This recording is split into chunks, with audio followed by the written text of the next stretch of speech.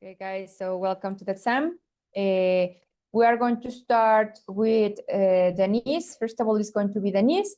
And then, well, because you asked to do it, Denise, are you there? Can you speak? Teacher, nomás espéreme poquito porque se está enviando el archivo y se está tardando un poquito en enviarse. Okay, so no with you. We're going to start with somebody else because we don't have a lot of time, okay? So no with me. Who is the first? Wait, yes, Paola. Espera. Hello, good afternoon. First of all, thank you for being here. And it's important for us that you see your progress. And thank you for joining all through the progress. Thanks to the teacher Susie and our classmates for learning together. Okay, let's start with Paola.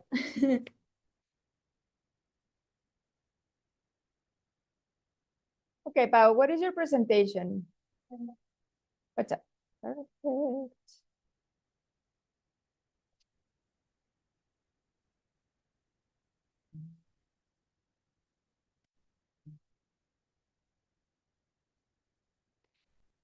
Bam. Ah, it's not this one? No. Okay, not this one, the first one. The first one?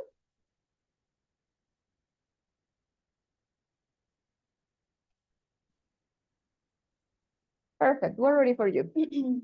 Hello, everyone.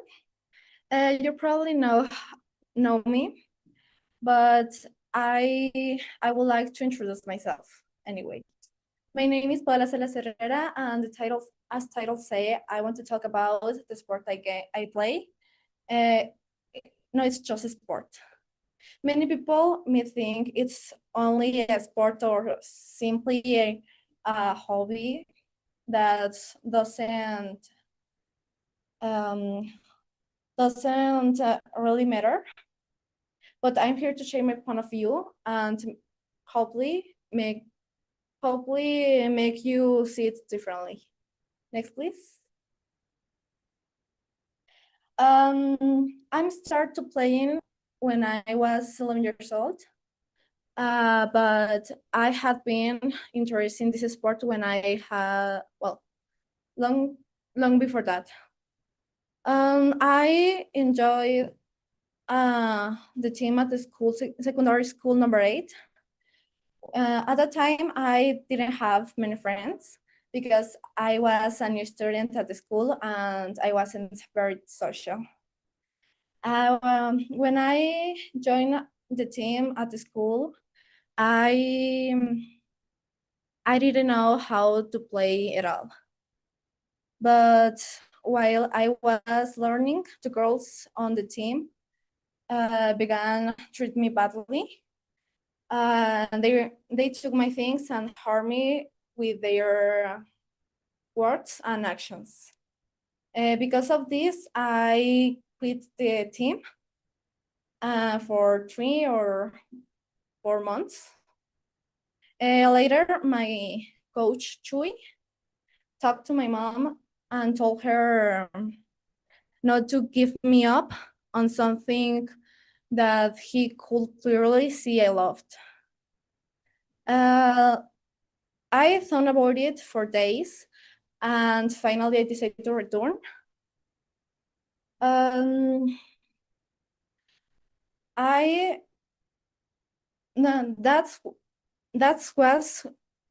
That was when I realized that I should never let other people's comments stop me. From that moment on, I'm starting to play in final championships and tournaments. And next, please. To reach the level I'm at today, I had to train very hard. I trained in the morning and the afternoon, most days of the week. Be an important player on the team. Because of this effort, I had opportunity to visit to travel and visit places like Durango, Sainalto, and many others. Um, I found me an important lesson. If you work very hard and doesn't give up, you can achieve your dream self. Next, please. Last year during a game, I had an accident. When I jumped, other girl pushed me and I felt badly, causing a fracture in my ankle. I spent 3 months. I spent 3 months without being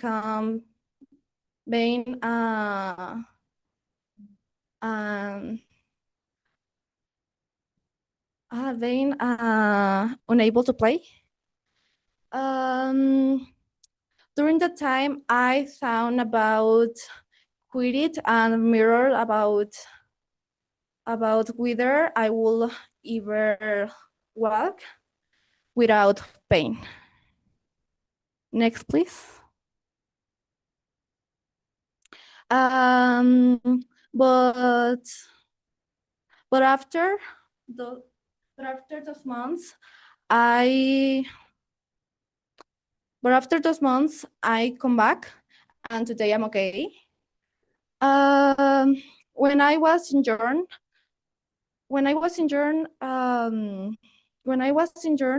my birthday passed, and my team surprised me with a small celebration. It was very, very pretty. They support me every day and become an important part of my recovery.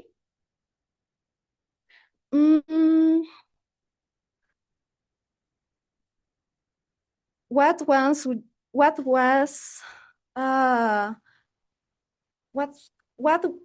was just a friend and eventually my family. That's why I can say that sports, or not just sports, changed my life. Next, please. Thank you. Okay, Val. Can you give to your mom the microphone? She's going to give you feedback.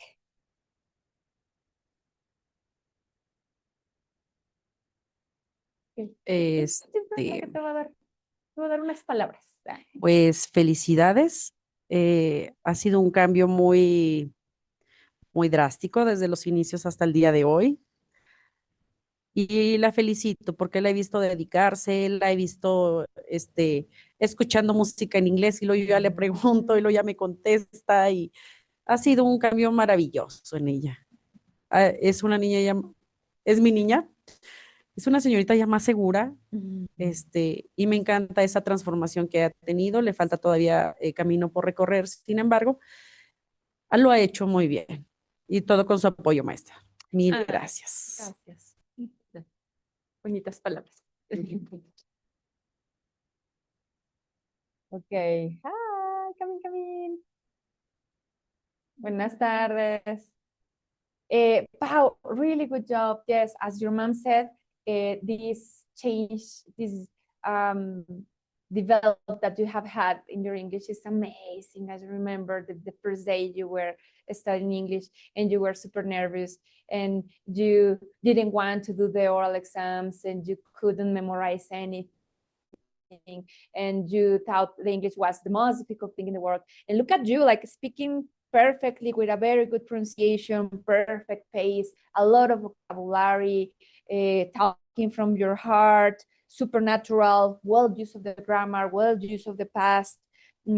So yeah, I'm so proud of you. You have done amazing things in English, so keep going. It's a really good job. Congratulations.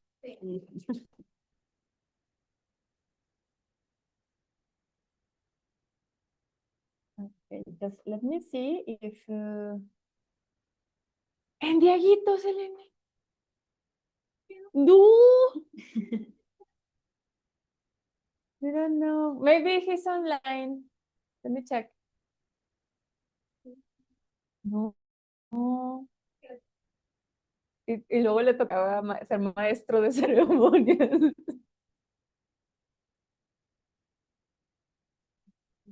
¿Quién sabe? Híjole. Sí, qué bueno que no le dije que siempre llega tarde, ¿verdad? Diego, where are you? Are you online? No. Okay, so Denise hasn't sent the presentation, so next one, the next from us. Michelle. Okay, Michelle, are you ready? Hello, yes, I'm ready. Perfect.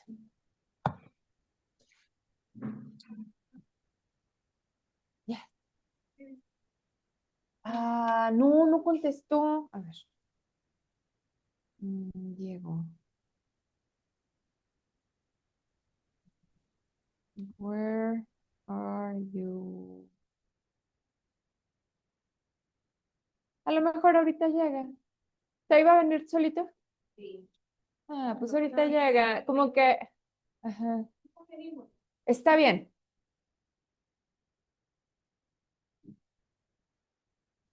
Okay.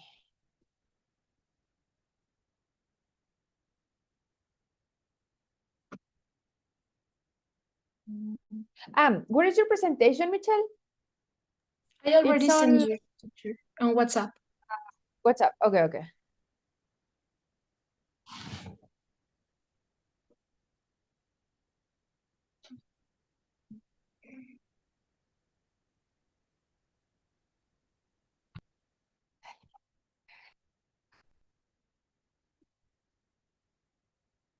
Hello. How are you?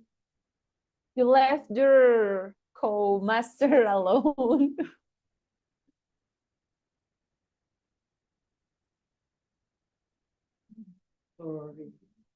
Estaba comprando los refrescos. Y había mucha fila, ok. Sí, también. Y me dijeron, ¿quieres sacar una tarjeta de puntos? De 1 hora. Entonces, sí. Y Diego, claro, no tengo nada que hacer hoy. Nada importante. Bueno, muy bien. Chicos, cuando tengan chance de servirle a sus papás las papitas, pueden hacerlo. Así todos. Ok. Estamos bien. Hello, hola, bienvenida. ¿Y vas a presentar tú primero? Michelle, sorry, estamos acá en el chisme. It's your turn. We're ready for you. Yeah. It's the presentation ready? It's there? This one? Yes. You can I see cannot. it? No, I can't. I don't know why. Oh no. But you know what? Maybe it's your internet because I think I'm sharing. Oh, Can yeah. you Sorry, guys? I can see it now. Perfect. Okay. Hello, good afternoon, everyone, classmates, teacher, parents. As you know, my name is Michelle Reyes Ceballos, and this is my final oral exam from the level 8, about to do your own TED Talk. And as you can see in the title of my exposition, it's Learn English, Change My Life. I hope you can enjoy it. And well, let's go with this. So next, please, teacher.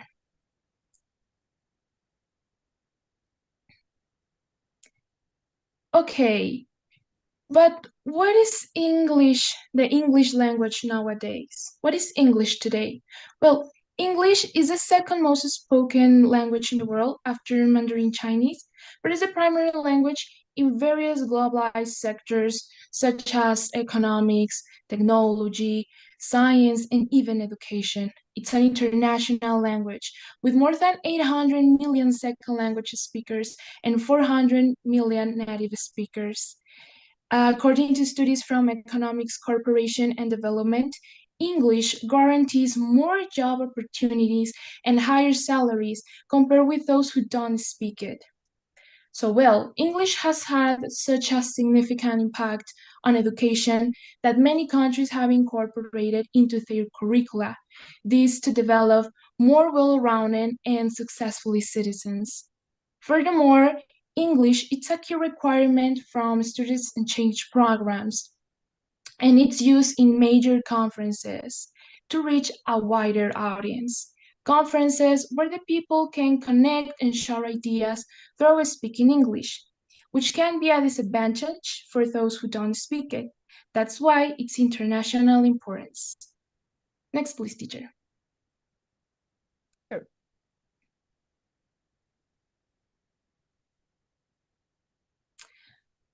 But guys, have you ever asked yourself what happens when you learn a new language? What happens specifically inside us? What happens in your brain when you learn a new language? So to explain this, let's see in this way. Your brain, it's a body ready to train and grow, depending the content that you consume, the new things that you learn, and so on. Each of these has a level of difficulty that your brain tries to process and integrate it in. But when you present to your brain the new concept of learning a new language, which can be a very difficult challenge, your brain starts to restructure itself, which literally means that expand itself, creating new neural connections. These connections are created every time that you learn a new word, a new expression, a new grammatical rule, making these connections stronger and stronger, like pads on the ground. So furthermore, some studies reveal that learning a new language can delay the brain aging by up to 4 years, and with this preventing some dementia diseases such as Alzheimer. And this only happens inside us.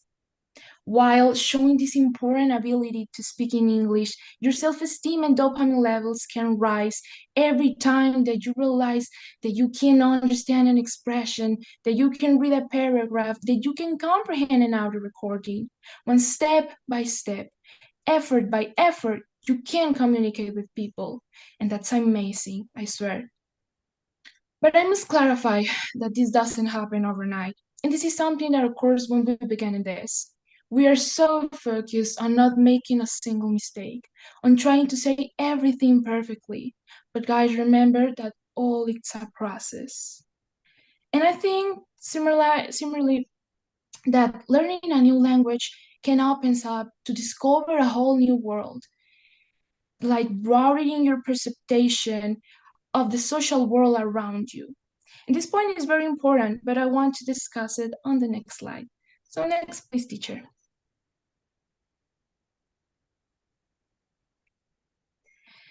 Well, the theory of Sapir-Whorf.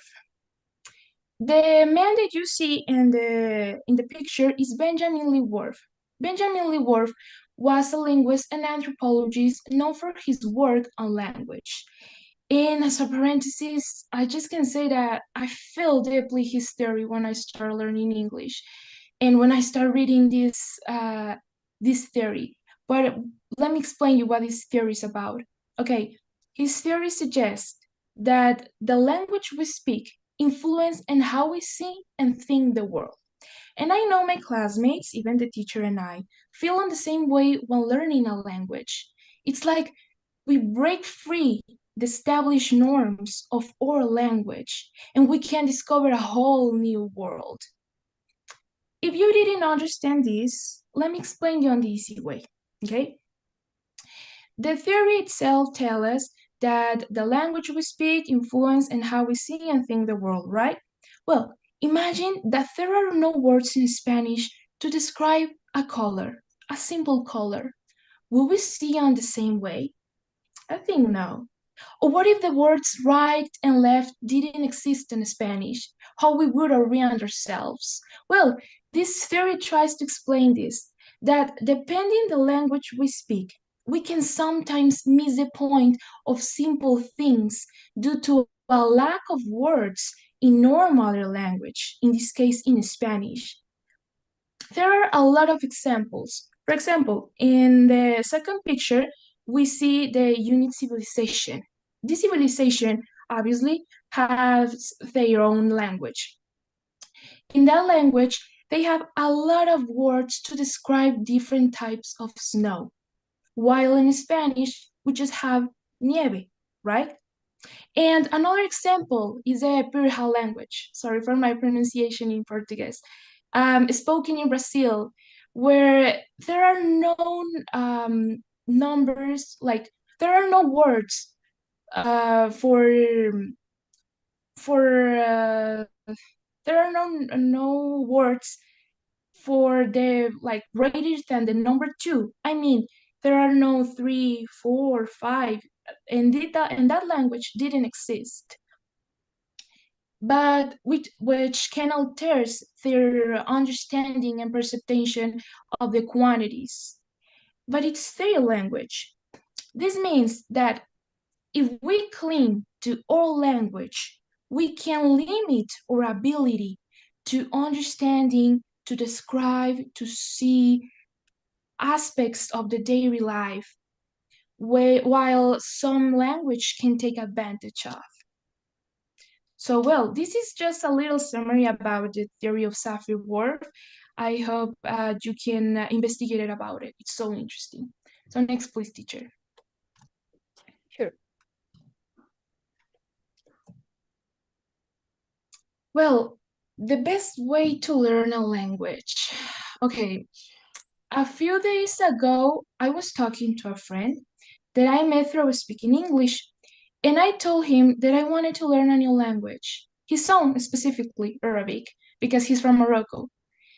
But I told him how pressure I was with my high school, with a job, with projects, exams, how hard it was for me concentrated, excuses and excuses.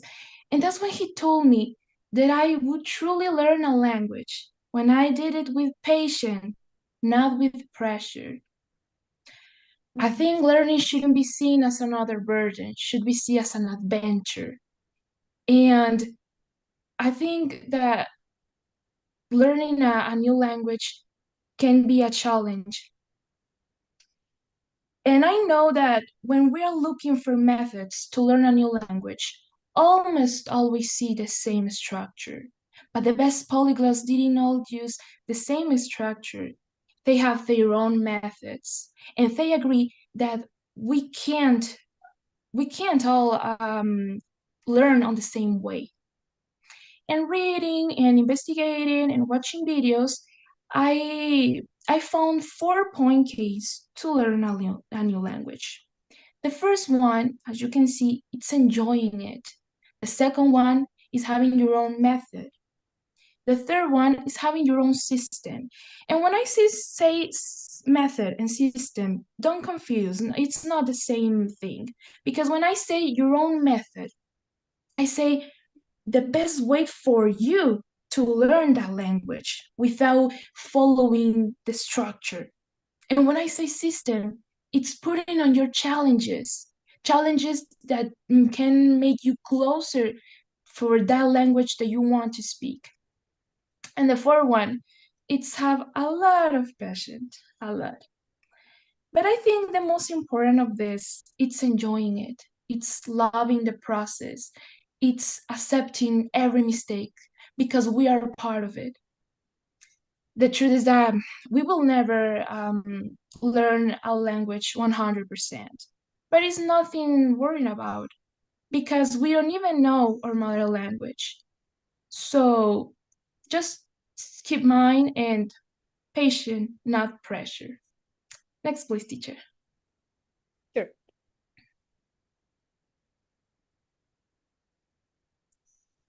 And the last one, my experience learning English.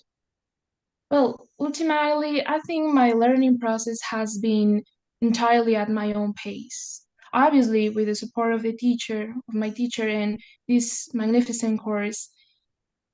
Well, when I started high school, I made one of the most important decisions in my life. Learning English or just to let it go. And as a spoiler, I don't regret a thing. This started as a new hobby, like as another adventure, as another thing to do on the afternoon. But it has since become part of my life, I swear. And the moment I began speaking with people, communicating with people through this language was such a beautiful phenomenon for me. It was amazing that through a short language, I could get to know so many people without needing to speak their mother language. And from this came the cultural difference, the new traditions, the accents, the well, even the different time zones. For me was shocking. For me was liberating the moment that I could listen a TED Talk without subtitles. It was a moment filled of happiness for me. And this is fruit of every day. I remember, well, all Monday, Tuesday, Wednesday at 6 p.m. I was taking my classes here. Oui.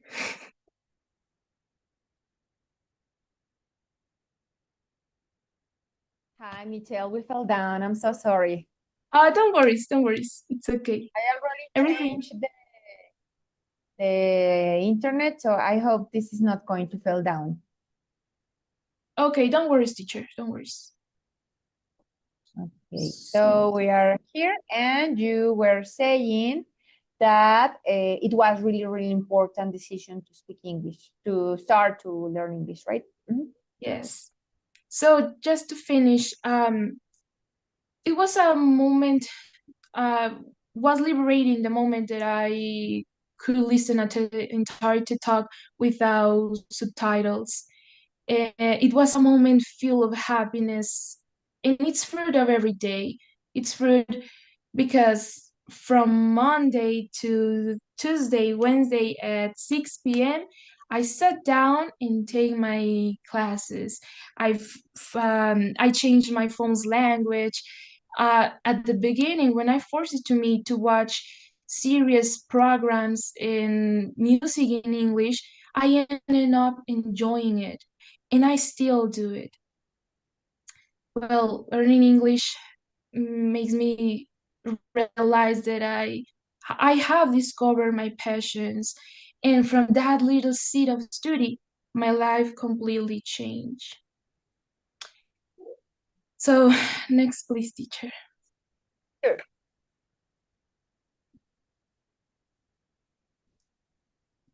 So, well, I just want to thank God for this moment, for allowing me to stay here now, doing this final oral exam.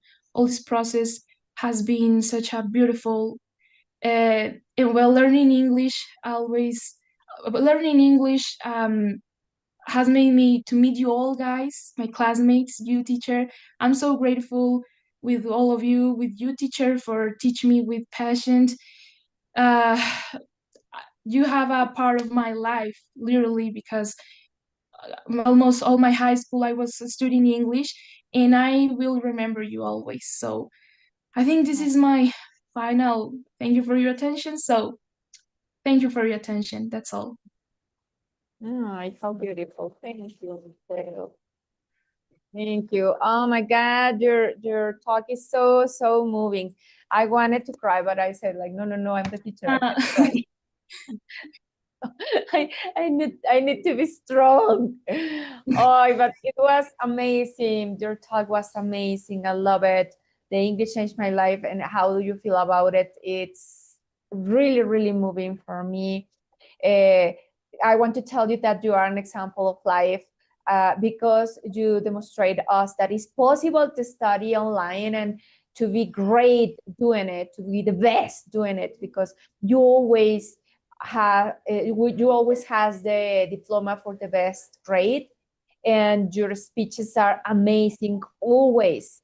So thank you for your dedication. Thank you for your example of life. Well, according to the speech, it's super deep, and it's like I'm listening to a real TED talk. Like, you are ready, girl. You are ready for doing your own TED talk. So I love the pace. I love the intonation. the pronunciation, the way how you can move with your voice and in other language is amazing. So it's a TED Talk. This is a TED Talk, totally. Congratulations. You did something very amazing today. Oh, good job. Thank you so much, teacher. Thank you. I wanna cry. Okay, so our master of ceremonies is sitting, so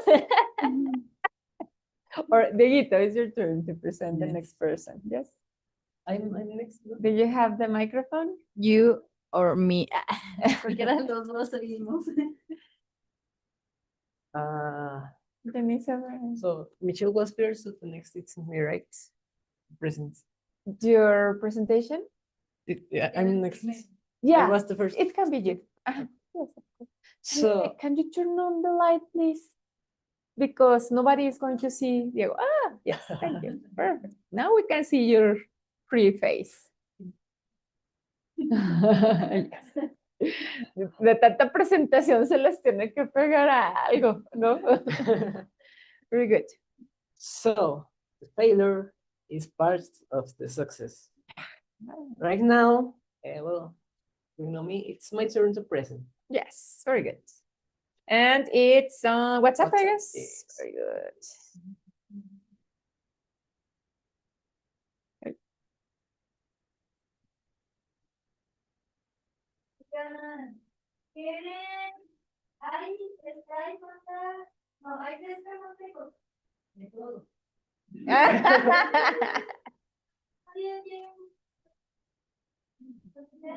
Tú solo tráelo, sí. Okay. So I'm going to. Hello, good afternoon. First of all, my name is Diego Sebastian, your mate and classmate, and today I'm going to talk about try again. Next, please. So, why did I choose this? I Talk. yes, this topic. Mhm. I get it. What do I mean with this? Yeah, as every one of you know, we are starting a new year, new things to do, more things that you want to do, every one of us. So, the most of us have our things which we want to do. What is these things? Do more exercise, get a healthy lifestyle, get money, or anything else. So the most of us are, or well, the most of the times, let's be honest, we don't do anything of which we think we are going to do. Why? Because we fall down and we want to know everything else since we failed one time. And we don't want to head up again and try it again.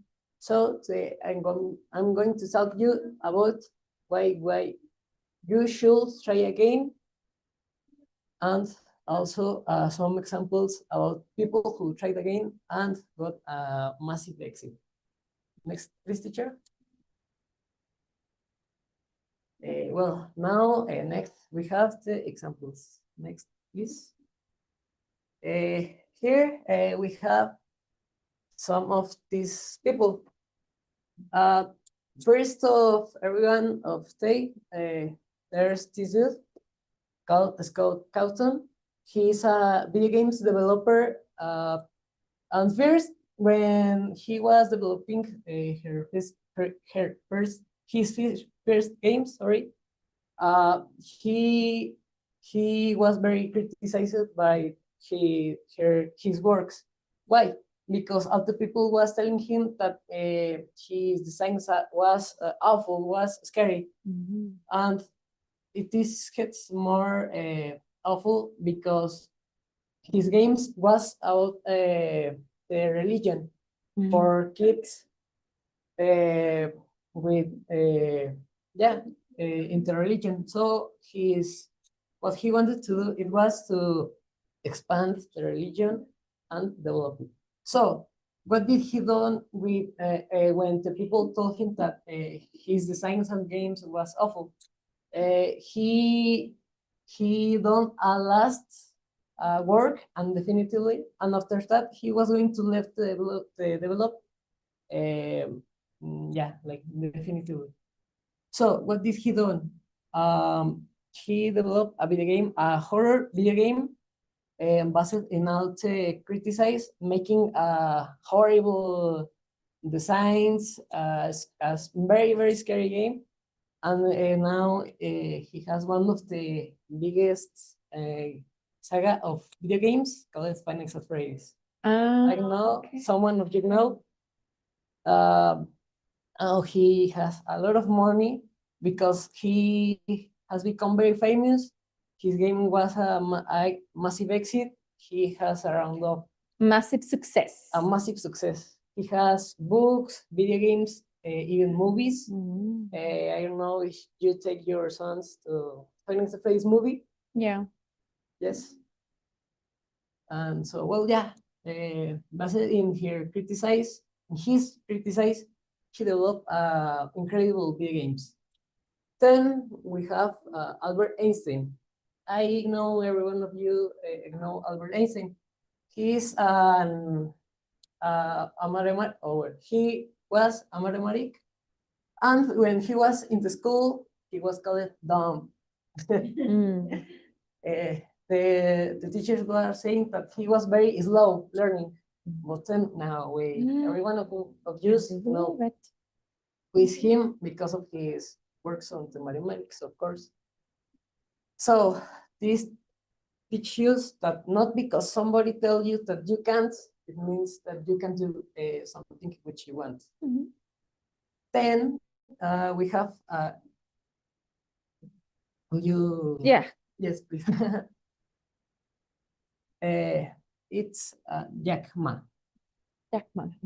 Who is this boy? He is the actually CEO of Alibaba.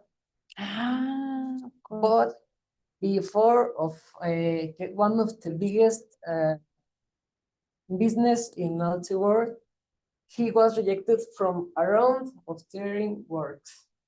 Also from KFC. All the people which make it well,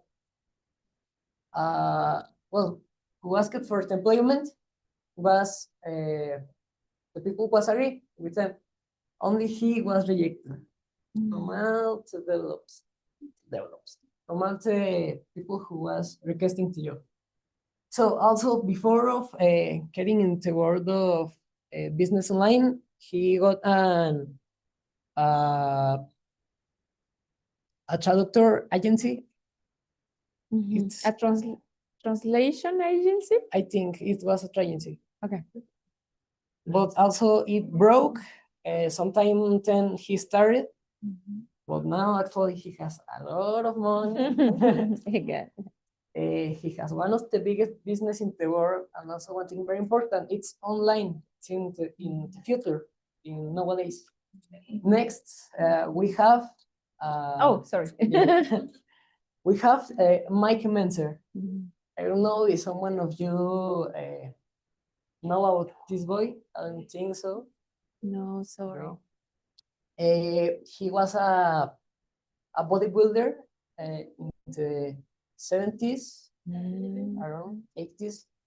He got a very hard travel to arrive to Mr. Olympia, the most important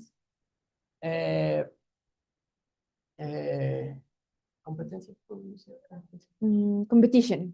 Yeah, the biggest competition of bodybuilding in nowadays and also in the past. So it happened a very interesting thing. I know most of you know Arnold Schwarzenegger. He is a very famous bodybuilder and also an actor. What happened here? For enter to the Mr. Olympia, first you have to get your card which says that you are a bodybuilder, a professional bodybuilder. Then you need to win a lot of events to get an invitation to the Mr. Olympia. because there is the best from the best. So what happened? In that moment, the best bodybuilder, it was Arnold Schwarzenegger. And how he theorized his routines, it was to a lot of exercise, like a lot. He was going like 5 hours per day to the gym, Wow. which it was crazy. In nowadays also is totally crazy. So all the people wants to be like him, like Arnold Schwarzenegger. They was doing the same routines, the same exercise, going 5 hours to the gym. So then this would appear, Mike Menzer. What did he told to the world of the bodybuilding? He told that lower was better, not like get crazy. Or 8 hours of exercise. Yes, it was the best. Why? Because the bodybuilding is a sport of of stimulate your muscle. So it was very advanced. It was very adelantado. I don't know how to say it. He was advanced. He was very advanced. To his years. So he told us that, and also he had won the Mr. Olympia because of Arnold Schwarzenegger, but it was very controversial because for enter you need to say that you're going to participate like 1 month ago, and he told that he was going to be there like 1 week ago, and that's not possible. Also, the people who was going to win was their friends. So yes. What happened with Mike Menzer? His theories, it's the nowadays bodybuilding. He told you the base of what we do nowadays. Next, we have Michael Jordan, of course, a very good example. He was rejected in the team of basketball from his school, and now every one of you know that he is one of the best person in the entire world to win in playing basketball. And finally, we have J.K. Rowling. She is the girl who writes Harry Potter. But before she was accepted in an editorial, she was rejected a lot of times. And nowadays, I don't know if it's still, but it's the most sold novel in the entire world. So next, please, teacher. If or enemy. Why it's the if? Because when we are going to start a new thing, we want to do something else, we say, what if I fail? What if I don't do it great?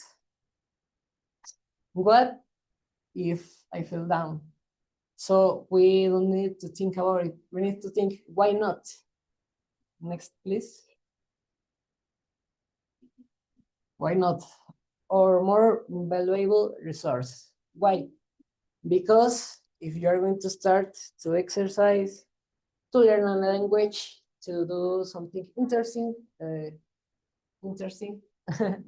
you need to say, why not? What's the worst thing what can happen? And I mean, maybe if you start to exercise, you can think, oh, what are they going to say? What if I don't do anything good? And well, that's bullshit.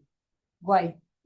Because the most of the people in the gym are in their own. They don't care about what are you doing. And the most of them, if they see that you are doing something which it's not great, they are going to help you in time of criticize or something else. And I think in the most of the places are the same. And the people who criticize, let me tell you that they are jealous. They are jealous because they don't want you to progress. And when somebody more advanced than you want to help people, it's because they was in your place. They don't want to let you be where they didn't like to be. Next, please, teacher. So this is all by my own. Thanks so much for your attention. Very good. Thank you, very. Okay. Can you please give to your mom the microphone? She's going to give you some feedback. In English or French? In English. Diego, yo solamente te quiero decir que felicidades, amor. Lo haces bien. Cada día que vas avanzando, lo vas avanzando bien. Estoy muy orgullosa, muy satisfecha de lo que estoy viendo ahorita y no me queda más que decirte que sigas adelante. Si no estoy ahí cerca para estarte pidiendo, solicitando que sigas adelante, tú solito lo hagas, porque lo estás haciendo y lo vas haciendo bien. Y estoy muy orgullosa. ¿Sí? Listo. Gracias. Felicidades. Okay.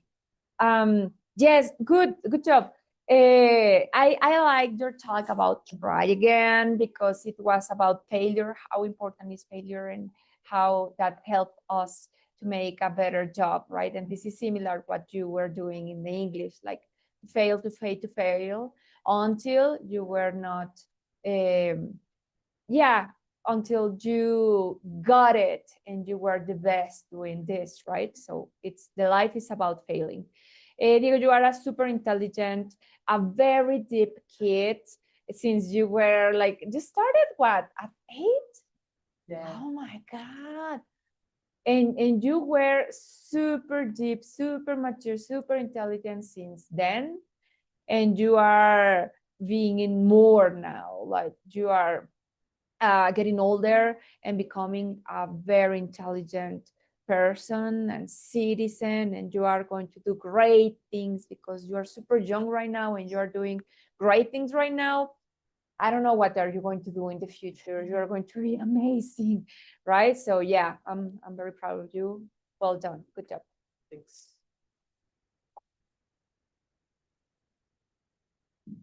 And you are master of ceremonies, so then you present the next person.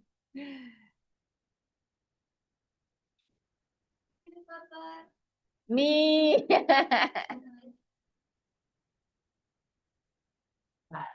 So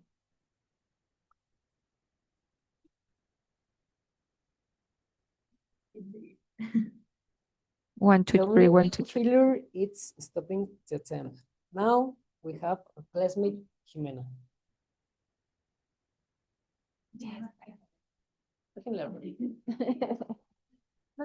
Jimena, ¿sigues tú? Sí, sí, sí.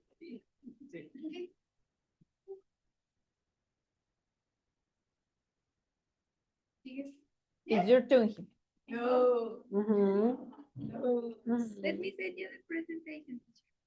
You didn't say that. Come on. I forgot. Very fast. Oh.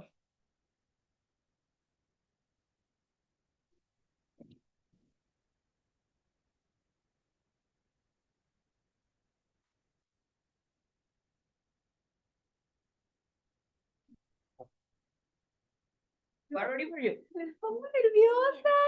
Don't be. You can do it. You're the best.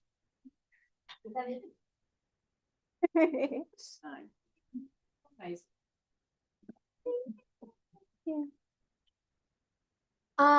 Hello everybody, my name is Jimena Rojero and today I'm going to make my final English presentation.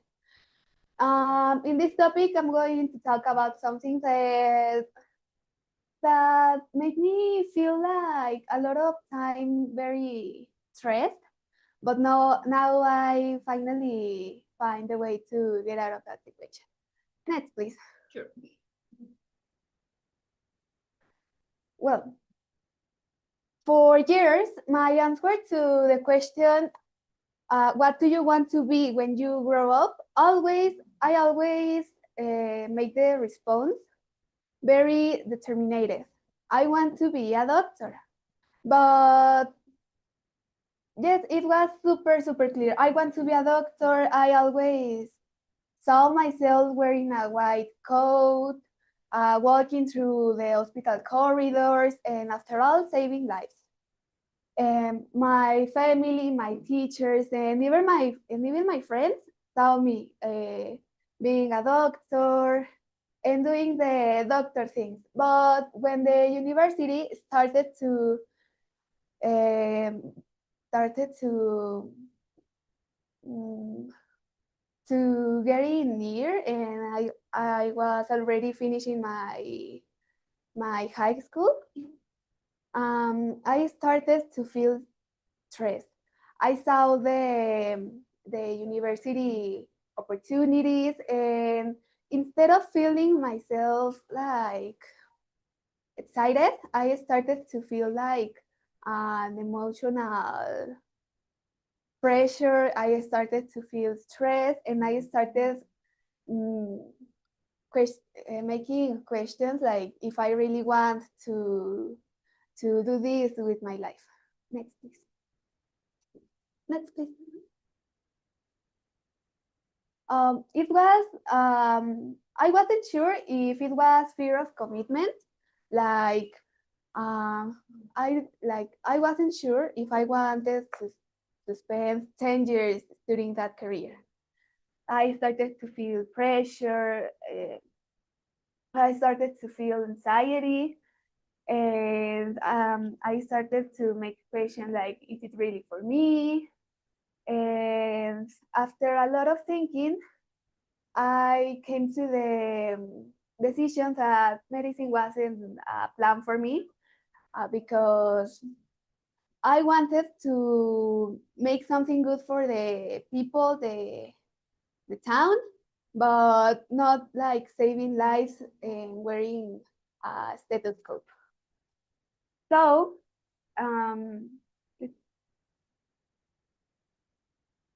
oh, when I decided that medicine wasn't for me, I feel like I was making a failure. I feel sad, and it was like, oh.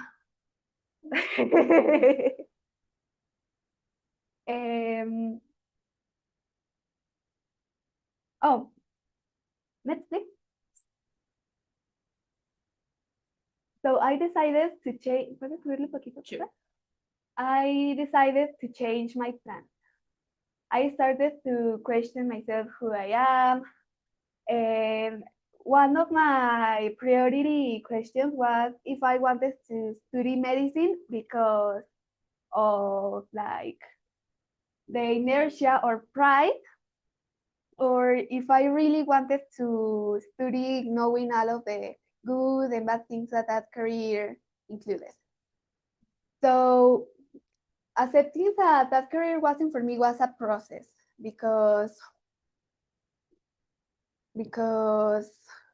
I thought for a lot of years that that was my destiny, that was something that I wanted to study.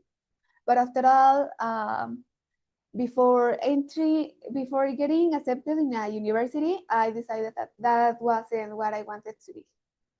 And I started to see other options, and thinking that it wasn't like a failure for me changing my career in that moment. Because accepting that I didn't want to study that anymore, feeling like I was getting released from an armor that wasn't fitting in me anymore. Next thing.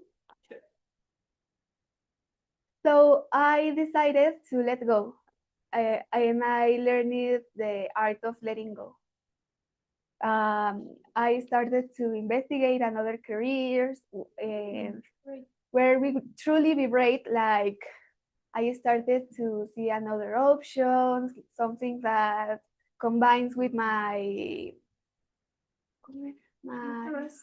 interest. I chase goals. I explore interests.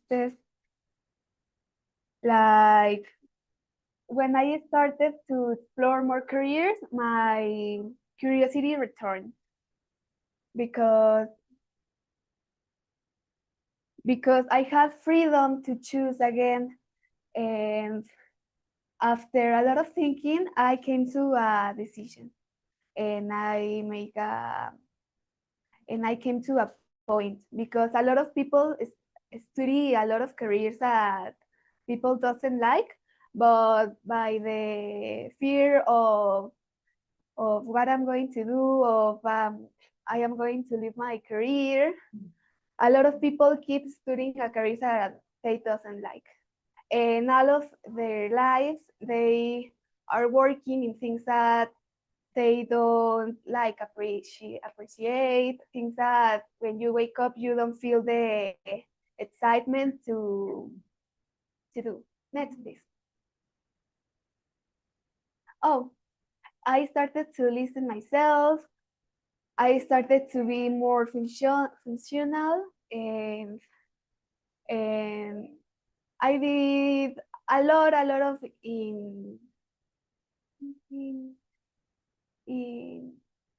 I made a lot of investigation. And after all of that, I learned to hear myself, to make silence, and I came to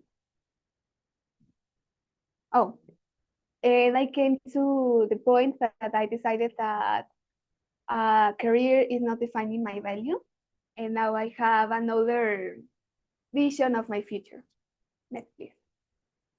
And I came to this conclusion that the world needs people driven by passion, not obligation, and finding your place requires right decisions. Because at the end, you are the ones who drive to your decisions, and you're the owner of your own life. And all of the people should do the things that they are passionate of. And that's my reflection of the day. Next, please. Thank you.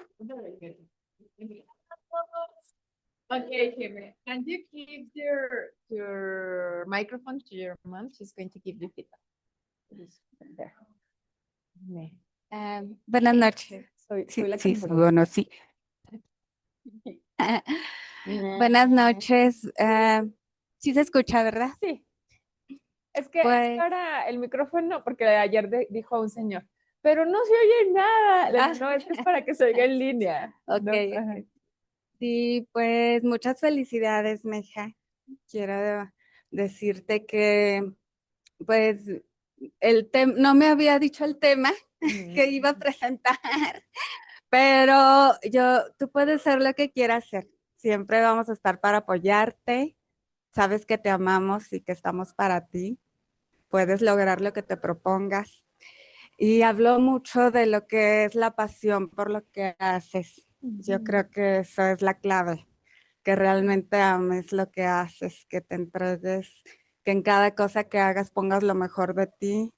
Y creo yo que vas con una herramienta que te va a ayudar muchísimo, que es que sabes hablar ya inglés y has mejorado mucho. Y pues sigue adelante. Muchas gracias, maestra. Good. Okay, Jime, very good.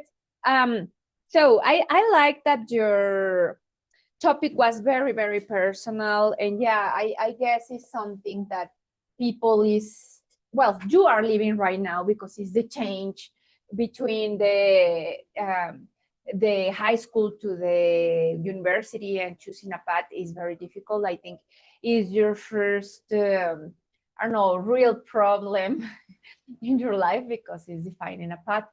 But believe me, you are going to be able to study whatever you want, and yeah, something that you feel very, very passionate about. But the most important is, like, if you don't like it at the end, you can do anything you want. Like, I studied administration, I have a master in administration, and I'm an English teacher. teacher Carla, she's a lawyer and she's an English teacher. So you can do whatever you want. At the end, the path is not exactly what you need to follow. You can do whatever you want. And it was very, very well explained. I like that you express yourself about something that you feel very, very personal.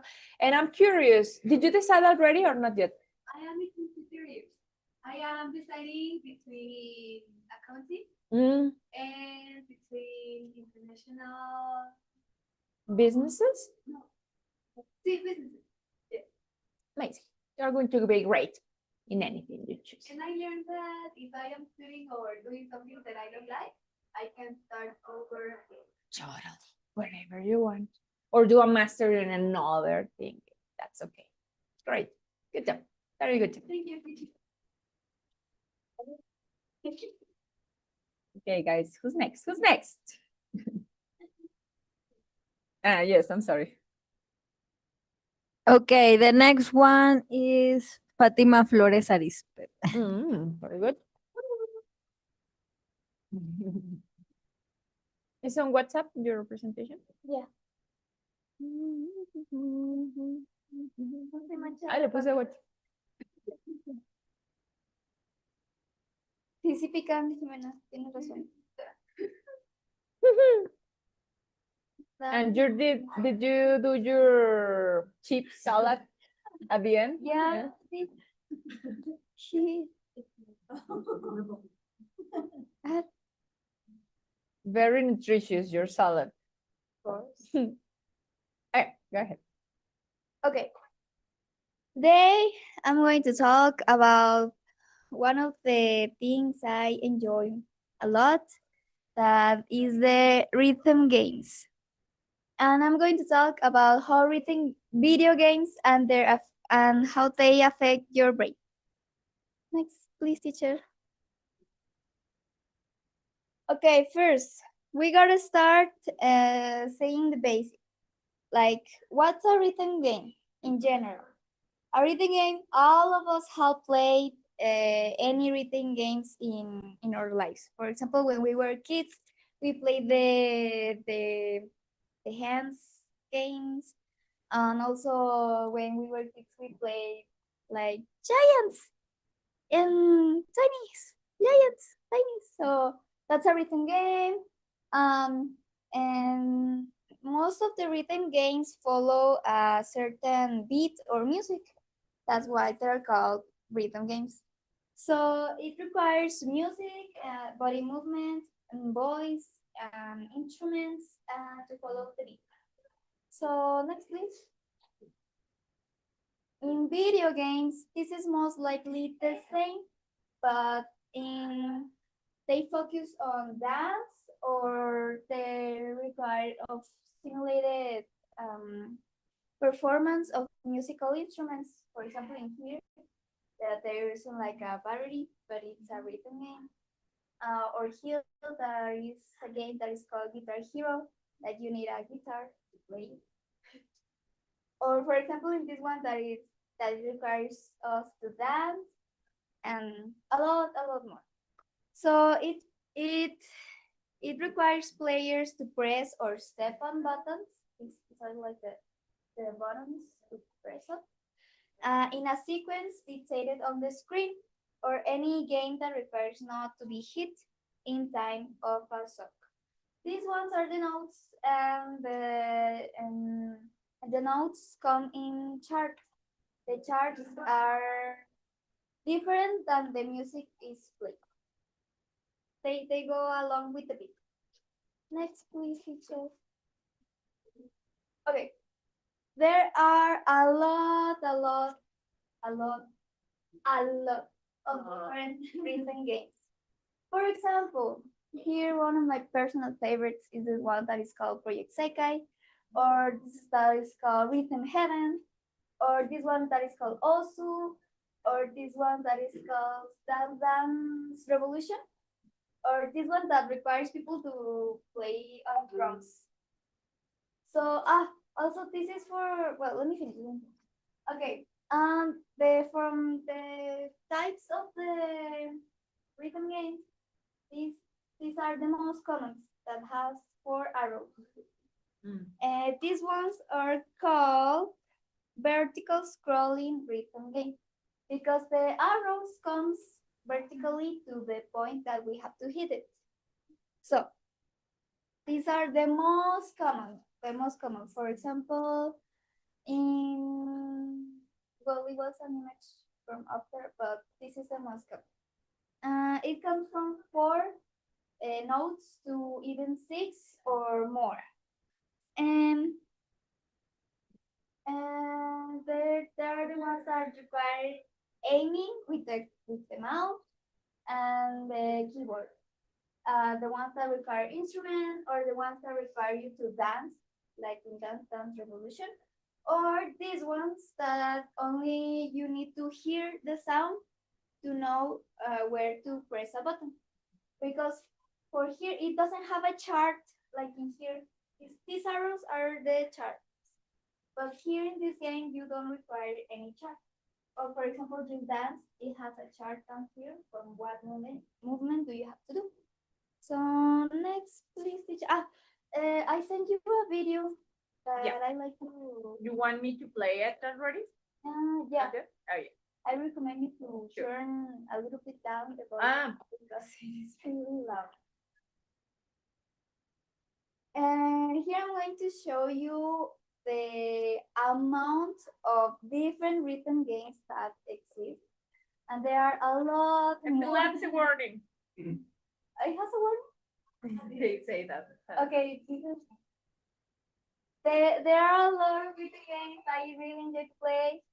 And as you see, these are the charts. This is in the arcade that has unique controllers. The arrows from going upside, and the drums that I. I want to play that one. Yeah, it looks so fun, right? It looks a lot of fun. The one I think is Bandori. And you can subscribe it if you want. Yeah. Okay. I mean, there are a lot more. In the arcades, there are different types where you have to like dance and tap to the panel control. A lot of different rhythm games that I really like. This one, right? Yeah. Okay, now I'm going to talk, and next teacher. Now I'm going to talk. How does these rhythm games affect our brain? So this is the parts of the human brain, and these ones are the parts that are affected by when we play the rhythm games. The first one is the putamen. This is the center part of the brain, and it's the one that make us addicted to play this type of games. Also, it helps us follow the beat when we are playing. Also, we have the cerebellum. That is this one. It doesn't seem really well, but it's this one. That side is the one behind, like cerebellum.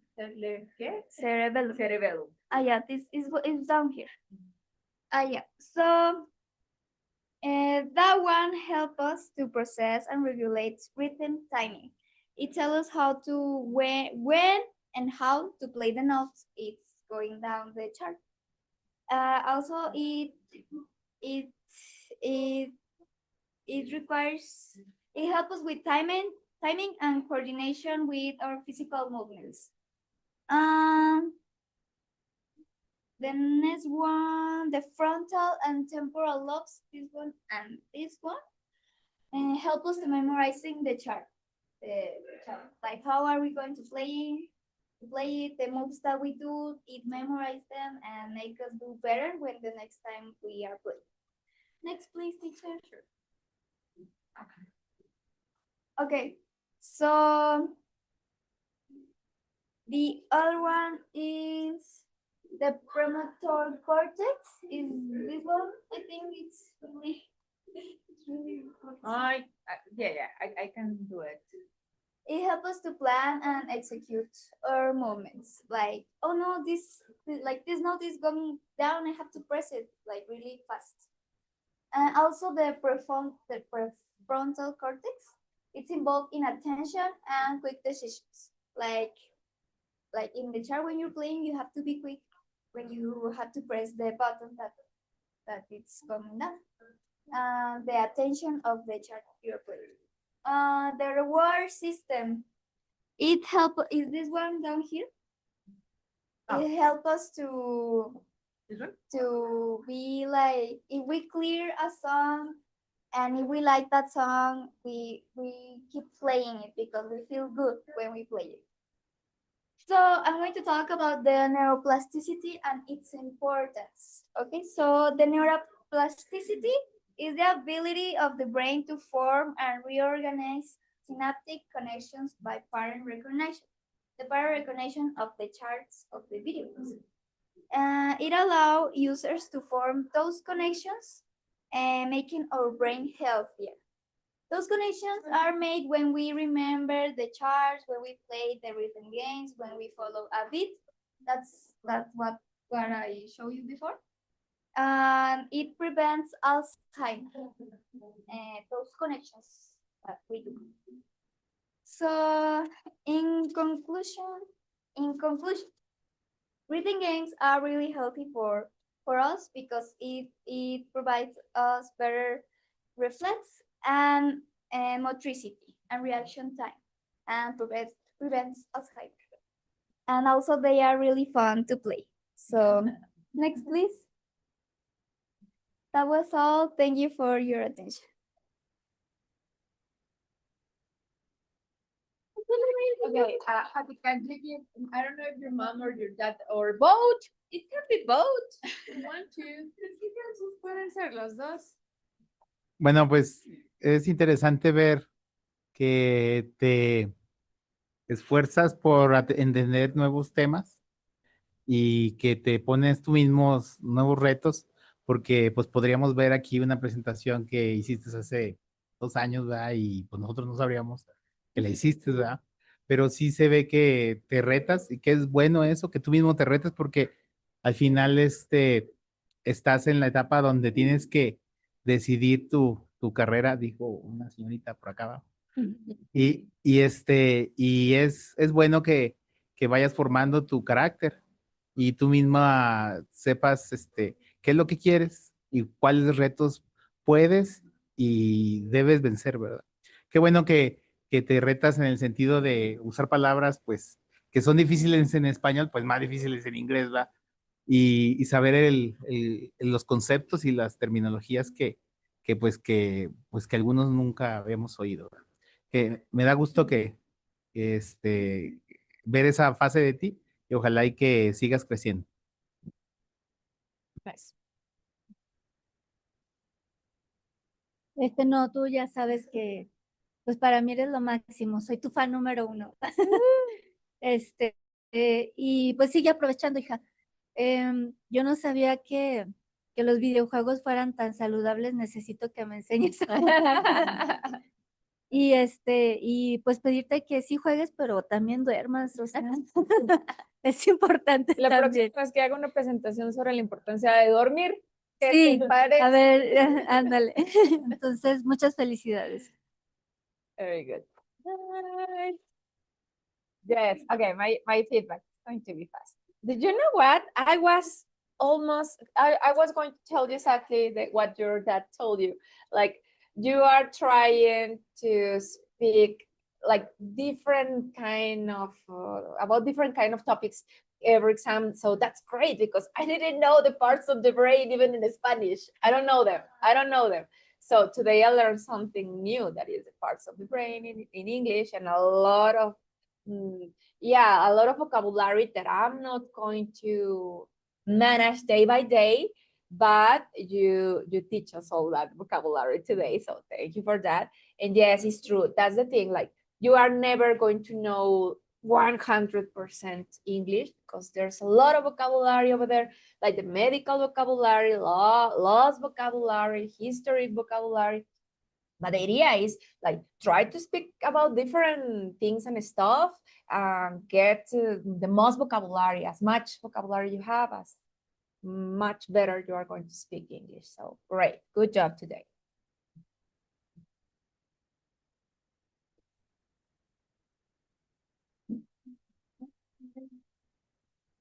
It's Marce, yes, right? Or Charlie? Marce.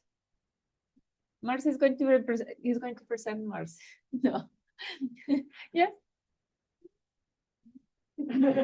Yeah, or you can present Marce. You present yourself, right? Okay, so Marce can present Marce. Oh, yes, I'm sorry.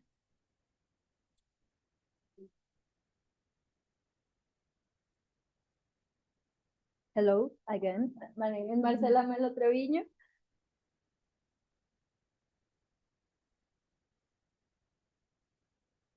Okay, wait. I'm going to say something. So I can see there Mariana, Marce's sister.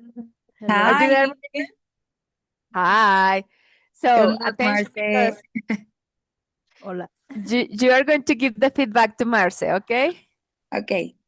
So pay attention in her on her presentation.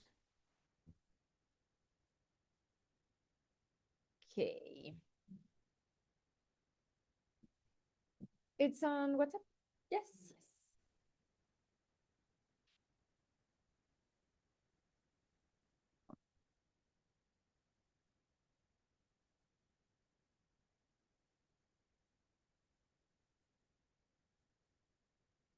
Okay, we're ready for you.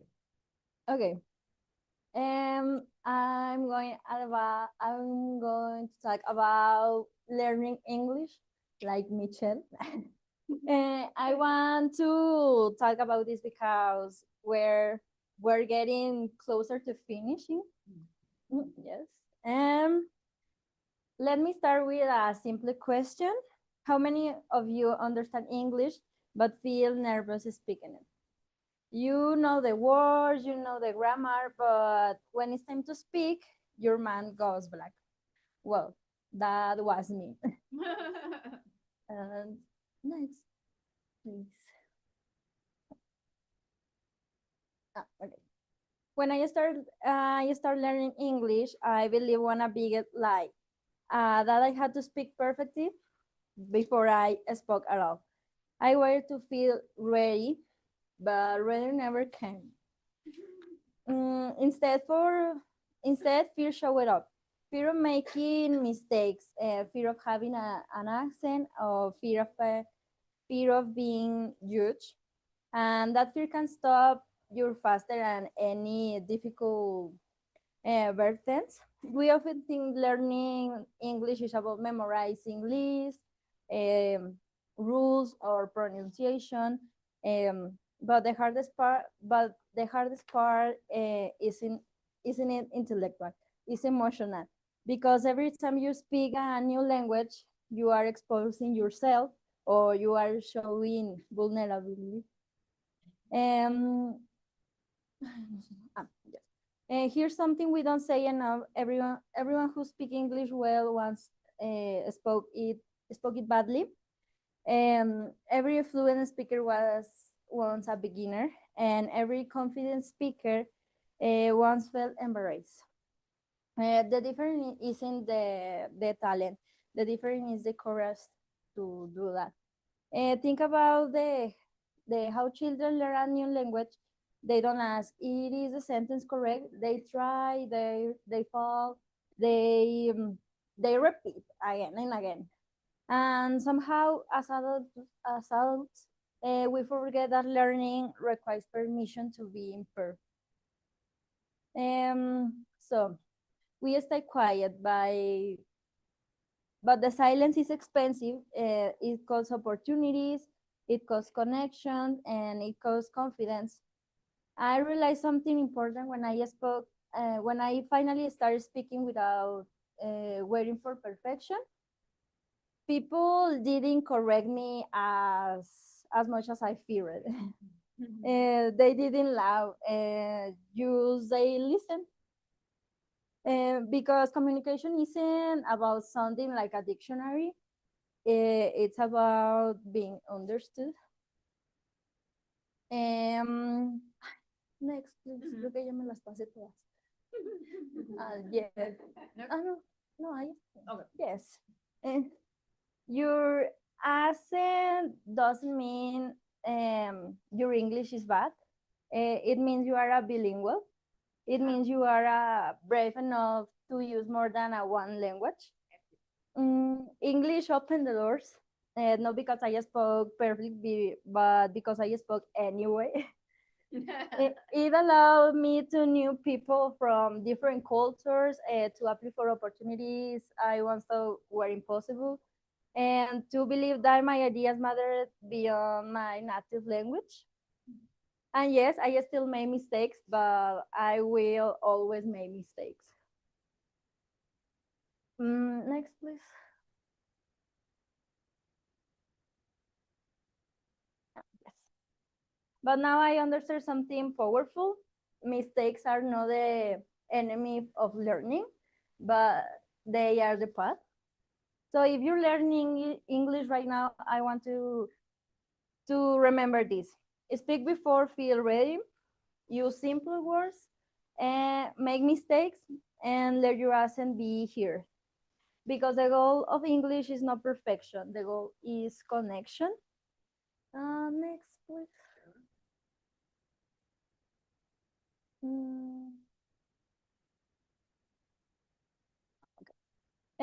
Your voice matters, your story matters, and the word doesn't need your perfect English, it needs your real voice. And one phrase, the more that you read, the more things you will know, the more that you learn, the more places you'll go, as the doctor says.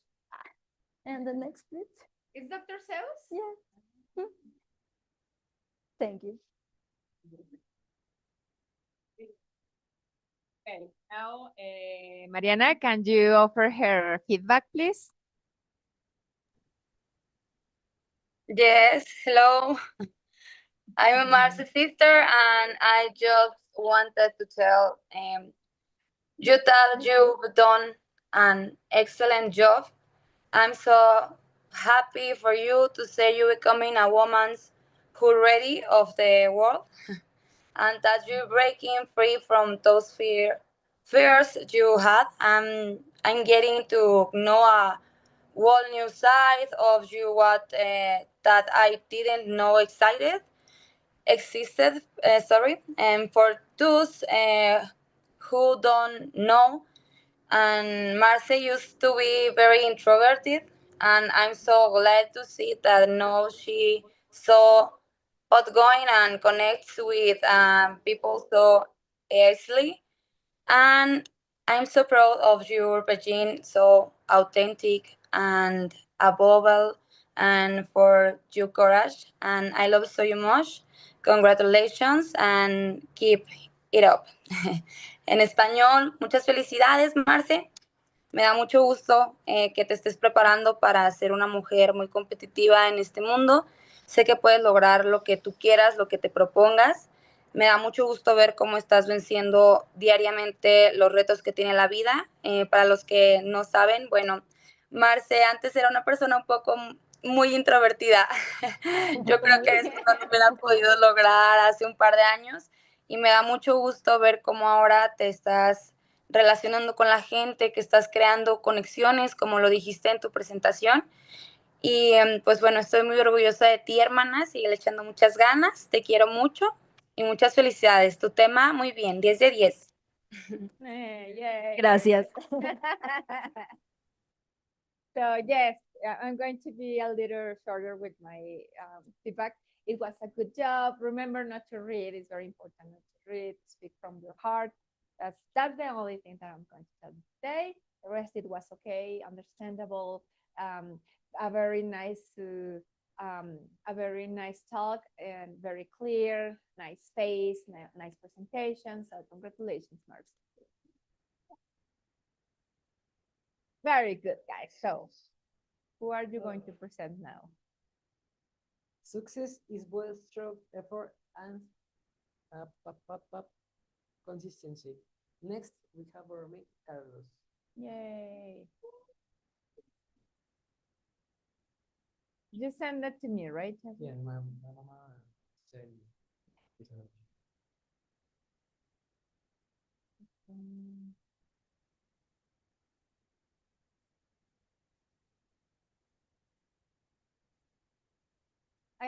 We're ready for you guys. Hello, good afternoon. Good afternoon. My name is Carlos, and today I'm talking about iPhone impact because I started to get very interested in iPhones while I started watching the cameras get even bigger. When every time I see it, next week. Yeah. We all know what is an iPhone, but why they were made. iPhones were created to combine multiple devices into one and making technology easier to use. We were designing to let people uh, communicate and get messages, access the internet, take photos, and take videos, use apps, and manage daily tasks all from one portable device. Well, as iPhones were created by Apple and next one. Why it's private and safe. The competition in this one. Oh no, but Do you need it bigger? no, the chair. No? Let me make it okay. Oh, okay. It is so private and safe because it has system called iCloud. It is gets data from every photo you take, every information you place into it, and just keep it safe without giving passwords and to other people. Please. Most popular iPhones. The iPhone 2G launched in 2007, and the iPhone 11 launched in 2019. iPhone 13 launched in 2021. iPhone 14 launched in 2022. iPhone 15 launched in 2023. iPhone 16 in 2024, and iPhone 17 launched in 2025 last year. And those models are very popular because this is the first one, and this started to get the full display view and the screen. Next, please.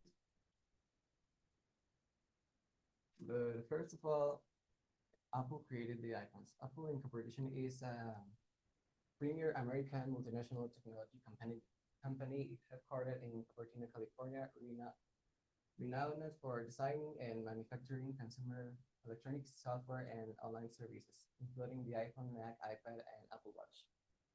The iPhone history. The first iPhone was iPhone 2G. And it was released in United States on July 29, 2007. It was originally announced by Steve Jobs on January 9, 2007 at the Macworld Convention. The first generation device, often called the iPhone 3, launched in 1.5-inch display and multi-touch functionality. One curious fact is that the hour that marks this phone, 9:41 of a.m.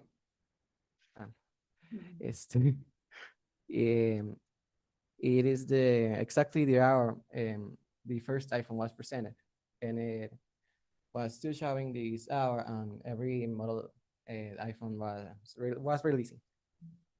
Next, please. Biggest step after the first iPhone ever, iPhone X.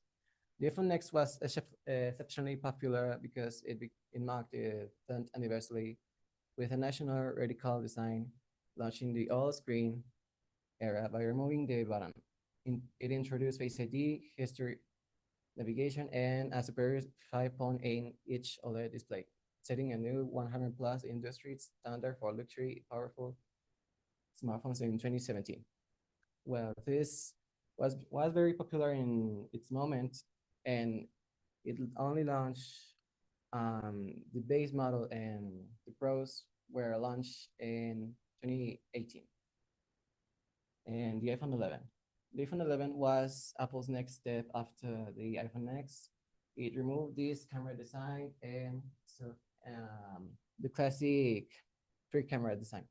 iPhone 11 was significantly better than iPhone X series, featuring a new hardware and ultra-wide lens for the new Pro models, being the most popular smartphone on 2019. And its successor, iPhone 12, featured a square-shaped body, forgetting the curved design and body from iPhone 11 and X. iPhone 12 was not very popular because it didn't change so much from the iPhone 11. It just looks the same. The cameras are the same size, and no, we didn't get an upgrade from the camera quality. Please. Sure. The iPhone 13. iPhone 13 gained immense popularity due to its significant practical upgrades from the iPhone 11, 12. Specifically, double base storage from 64 gigabytes. It had every base model of the previous models. It turned to 128 gigabytes. It improved battery life and superior camera capabilities like cinematic mode. Also, the Pro models featured 120 hertz display, and it looked like the screen was very fluid, very fast. Next, please. The iPhone 14. iPhone 14 was almost a big step after after 13, at least for the Pro models, because iPhone 14 was basically the same design as iPhone 13, and it didn't change it at all. It features new functions called satellite connectivity and shock detection. The iPhone 14 Pro. iPhone 14 Pro had a significant improvement called dynamic island and always on display and a 48 megapixel camera, leaving in the past it's 12 megapixels given in the previous models. The dynamic island. The dynamic island was very hated at 2022, but it started looking fancy with the time. The dynamic island is an interactive tail-shaped UI feature at the top of iPhone 14 Pro, Pro Max, and all iPhone 15, 16, 17 series that replaces the traditional notch that had the past models. Next, please. iPhone 15. The iPhone 15 featured dynamic island for the base model, having a big upgrade from iPhone 14, also killing the Lightning charging port to USB-C. The iPhone 15 Pro featured a titanium frame and 300 bezels for the display, along with the new action button, replacing the ring silence switch we got from the previous models, along with the A17 Pro chip. As we can see, it is like people's favorite because of its pastel colors, black, blue, green, yellow, and pink from the base models, and the titanium frames around. Yeah, and looking very premium. And next, please. iPhone 16. The iPhone 16 had a brand new design for the base model and a big upgrade called Apple Intelligence, also available for the 15 Pro and newer. iPhone 16 came with a new button camera control, which lets the consumer open the camera app and simply ready to take photos at any moment.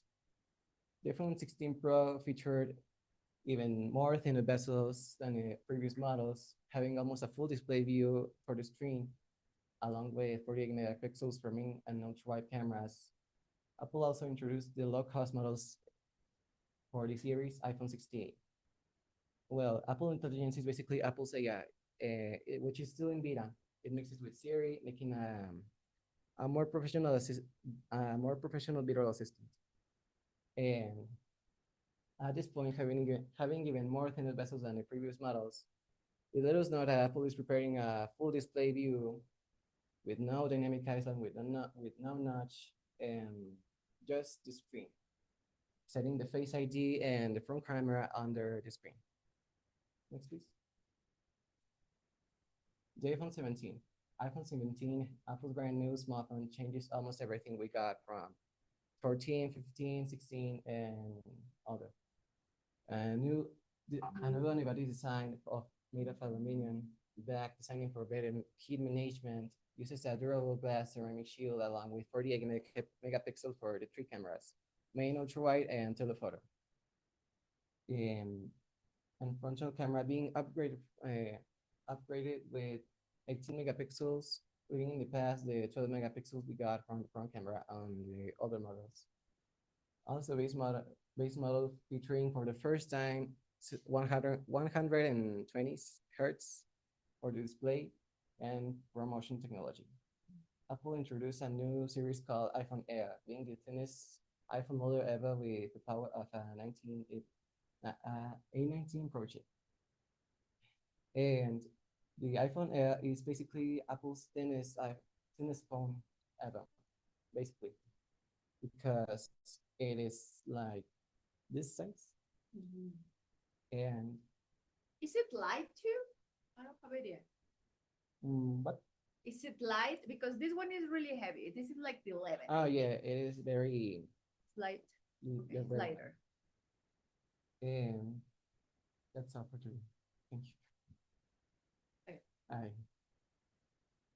Why is iPhone so popular? It just works. Apple obsesses over the smoothness. iPhones feel fast, stable, and predictable, even years later. Fewer bugs, consistent updates, less bidding for a lot of people that reliability is everything. The ecosystem trap, but a complete one. Well, iPhone plus Mac plus Apple Watch plus iPads and Magic. It basically has AirDrop, iMessage, and FaceTime, which is very used in United States, and iCloud same thing. Once you're in, everything talks to everything. Living feels inconvenient. And brand new power and social status. Apple turned iPhone into a lifestyle symbol, clean design and premium vibe. Well, I have some friends that regularly ask me for if they can borrow my phone, and I said yes. And they told me they take very good photos with very good quality, but there's more phones that have a better quality, like Samsung latest models and everything that's not iPhone, because iPhone's still stuck on the 48 megapixel, while Samsung having almost 200 megapixels. Yeah, that's all for today. Thank you. And nothing. I get it. I couldn't delete that. Couldn't delete it. Thanks for your attention. En blank. Okay. Bueno, yo nada más quiero decirte que pues estoy muy orgullosa de ti, perdón. Desde chiquito te llamaba la atención mucho el inglés. Yo sé que eres muy bueno para ello, entre otras cosas, ¿verdad? Solamente te falta, te faltaba afianzarte un poquito y no tengas miedo, no tengas nervios. Aquí nadie te va a morder, nadie te va a regañar. Estamos aquí todos para aprender y estamos aprendiendo mucho de ti. Me gusta muchísimo cómo el acento, o sea, cómo lo sabes hablar, tu dicción, pero sí te falta poquito quitarte el nervio. Te digo, no pasa nada.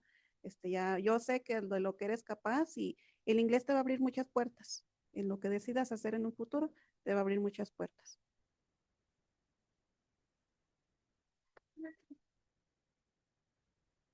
Yes. Okay. In my opinion, you need stop reading, Charlie.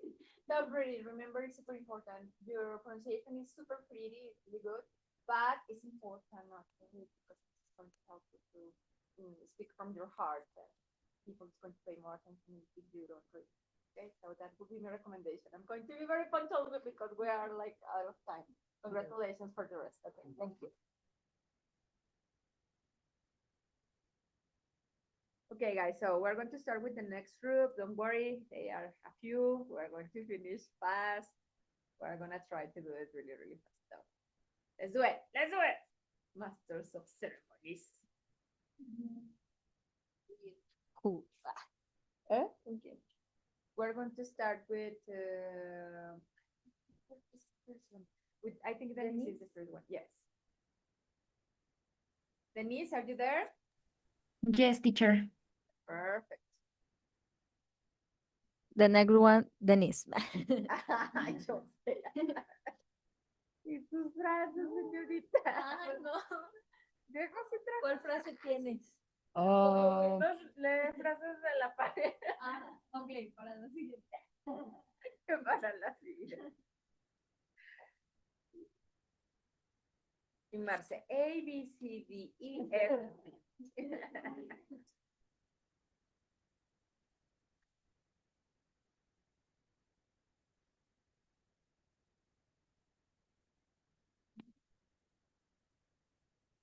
Okay, guys, let's try to do it really, really fast. Well, as fast as you can. And I know, it's late, but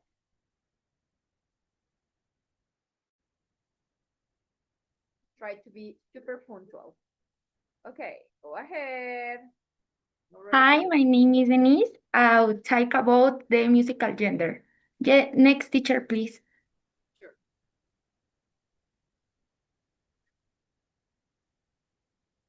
Types of gender as one classic, country, electronic, hip hop, pop, and reggaeton, and etc. Yes, teacher. Digo, siguiente.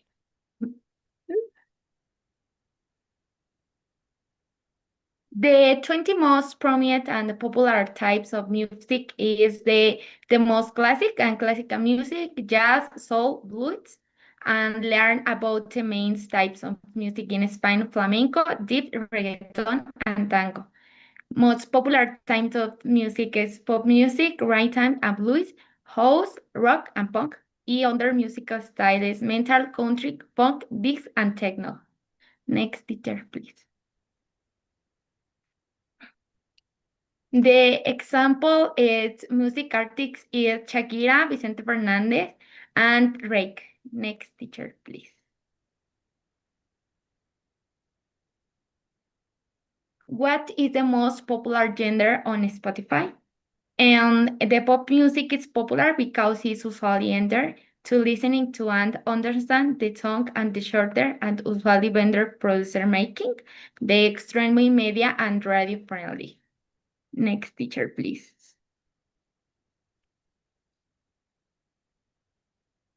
The musical revolution, la revolución musical, is a group music with a music service that is at the forefront and they adapts to the gender of each event, always with the show that characters at the end and that includes the hits of the moment.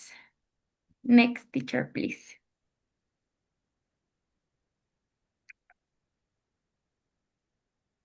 The music. Music is a form of art expression that is consist of the combination of the vocal or instrumental sound in accordance with culture, strand of the ragtime and melody.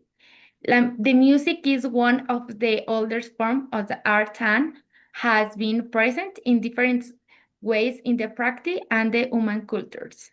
Next teacher, please. Why musical gender and important? Musical genders as the culture is timeless, the gender identity with which we identify and create community. Thus, they are social with certain values, behaviors, habits, and lifestyles. Next teacher, please. The popular music is opposite to academic music, and this a set of musical styles that, unlike traditional of folk music, are not specific with specific nation on the extended due to the simplicity and short duration of their form. They don't usually require extensive musical code to be in practice and there are market handed instruments thanks to the mass media. Next teacher, please. As a final, thanks for your attention. Okay, thank you. Okay, Denise. So this semester you were really intermittent. So you were not coming to class that often and not doing your oral presentations that often. And I can see that in your presentation. Remember, it's important not to read, to give more dedication to your English. Your presentation, your pronunciation is nice, but you have some errors on pronunciation. For example, characterize, rhythm, community, identified. I mean, really basic words that you need to be careful with. Okay, so yeah. Yes, Try teacher. to work harder on your presentation. Thank you. Thank you, teacher. Okay, I think our next is going to be Aranza. Yes, you want to be the next?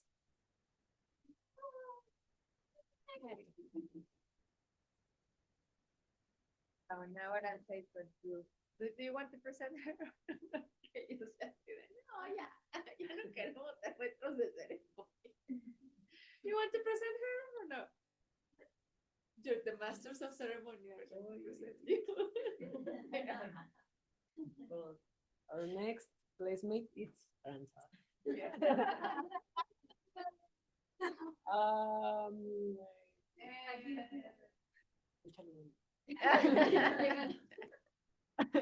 Ay, no, niños. es que yo le pregunté, che, Ya, tengo evidencia, yo le pregunté.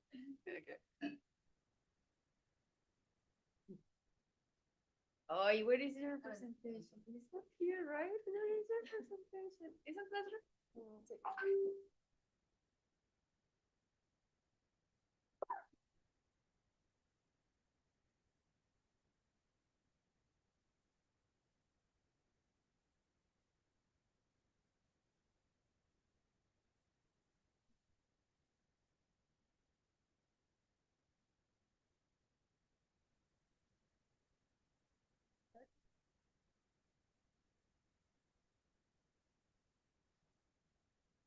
Yeah. Okay. Ready for you. Hello, everyone. I know most of you don't know me, but my name is Aranza Flores Amador, and I'm going to talk about a topic that it's very interesting for me, and it's about black holes. In, in a specific, could we still the power of a black hole? Next, please. Next. Imagine a distant future when humans reach beyond our pale blue dot. Forge cities or planets from or thousands of light years away, and maintain a galactic web of trade and transport.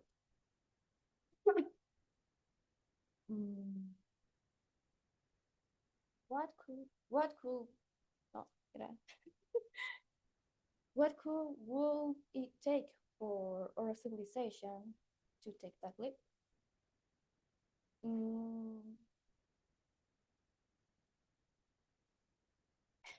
There are many things to consider. How will we communicate?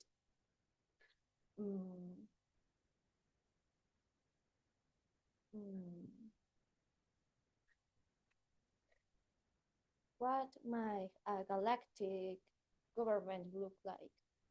And one of the most fundamental of all,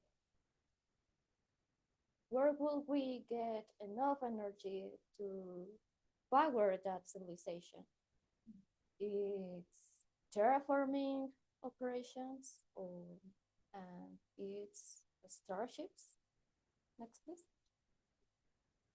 An astronomer named Nikolai Kardashev proposed a scale to quantify an evolving civilizations increasing energy needs. The first evolutionary stage, it's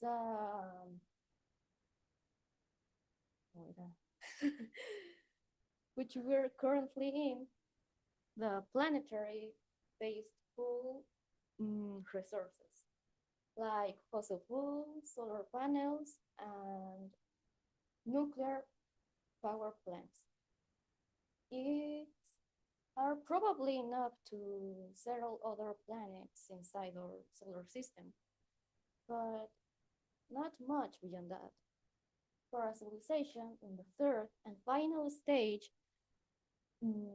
at an expansion at a galactic scale, it requires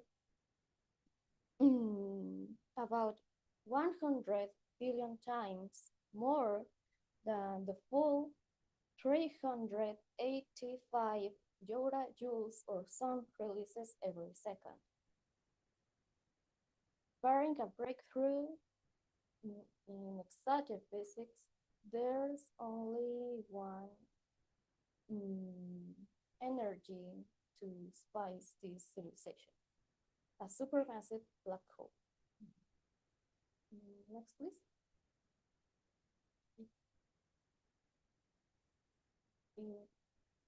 This word, it take me to study a lot of time. It's counterintuitive to think of black holes as energy sources, but that's exactly what they are.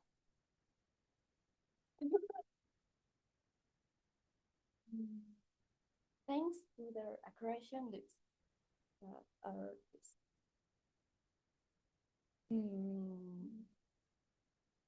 Because they are circular with flat structures formed by matter falling into the event horizon. Is this? Because of the conservation of angular momentum, particles there don't just plummet straight into the black hole. Instead, they slowly spiral. Due to the gravitational field of a black hole,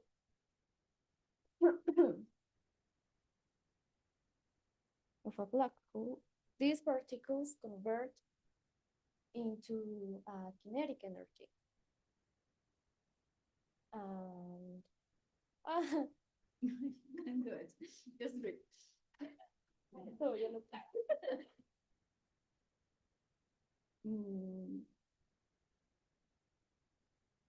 And kinetic energy as they inch closer to the event horizon. Particle interactions allow for this kinetic energy to be radiated out into space at an astonishing matter-to-energy efficiency. 6% of non-rotating black holes and up of 32% for rotating ones. This basically outshines nuclear fissions. Currently the most efficient evil mechanism to extract energy from mass. Because fission just extract 0.08% of a uranium atom into energy. Next, please. The key to harnessing this power may lie in a structure devised by physicist Freeman Dyson, known as the Dyson sphere.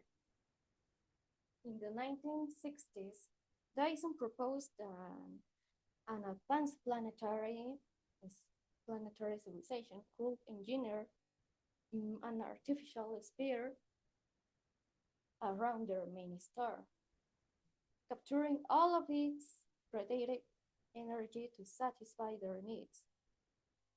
A similar, though vastly more complicated design could theoretically be applied to black holes.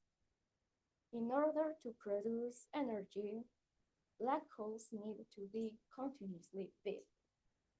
So we wouldn't want to fully cover it with a sphere. Even if we did, the plasma jets that should swim the poles of many supermassive black holes will blow any structure in their way to smoothness. So instead, we might design a sort of Dyson ring. Next. I forget that it's like this, but with a supermassive black hole. Well, it's super massive. Yeah, made of massive, remotely controlled collectors. They swarm in an orbit around a black hole, perhaps on the plane of its accretion disk. But further out,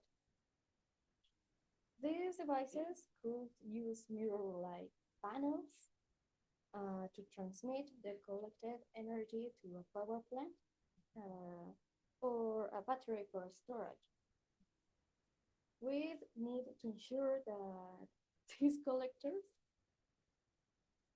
are ruled at just the radius, too close and they melt from the radiated energy. Too far and they only collect a tiny fraction of the able energy and might be disrupted by stars orbiting the black hole. We will likely need several years worth of highly reflective material like hematite to construct the full system. Plus a few more dismantled planets to make a legend of construction robots. Once built, the Dyson ring will be a technological masterpiece. Wow. Powering a civilization spread across every arc of a galaxy. Next, please.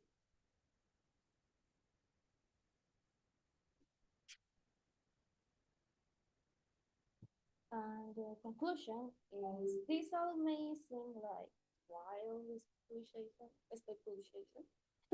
Speculation? Sí, speculation es But even now, in our current crisis, we're confronted by the limited resources of our planet. New ways of sustainable energy production will always be needed, especially as humanity works towards the survival and technological progress of our species. Perhaps there's already a civilization out there that was conquered these astronomical giants. We may even be able to tell by seeing that line from the black hole periodically, them as pieces of the Dyson ring as between us that and them. Or maybe these superstructures are fated to remain in the realm of theory. Only time and or scientific ingenuity will tell. Next. Thanks for waiting. Thank you. Okay, Anita, can you give your microphone to your mom or your dad?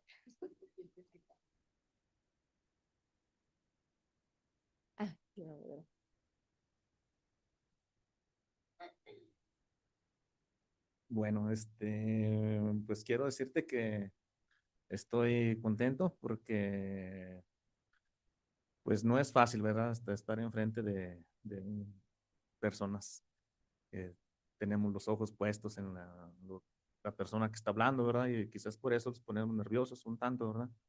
Por ahí fuiste presa del nerviosismo, ¿verdad?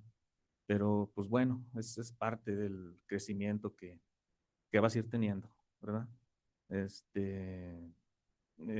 Muy buen tema, con muchas palabras técnicas. Bueno, pues los que nos gusta ver las estrellas, ¿verdad? Nos apasiona muchas cosas, es muy buen tema. Y pues bueno, quiero decirte que sigas adelante. Esto es una semillita, ¿verdad? Que no sale pronto, ¿verdad? No, a la luz.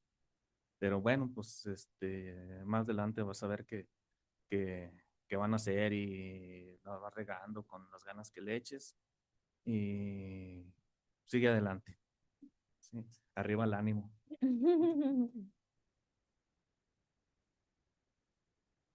Yes, very good job. I mean, sometimes it's difficult for me when you choose topics that I don't know that much about, like black holes. No, so black holes, like maybe I don't know the engineers at Axel, and I don't know.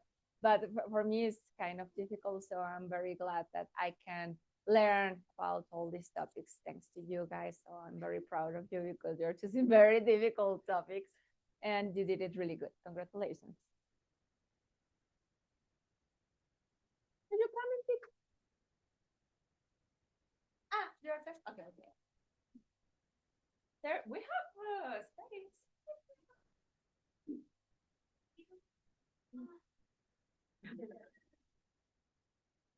Okay, so Ruth, do you want to introduce her?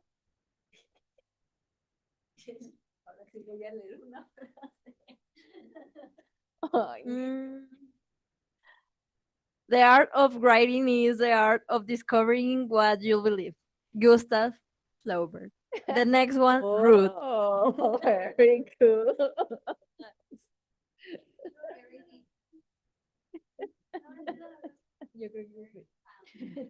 Oh my God.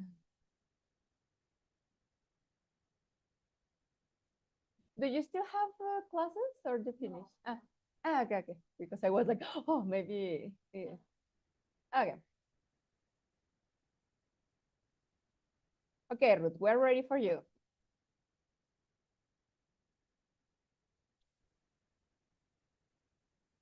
Are you there?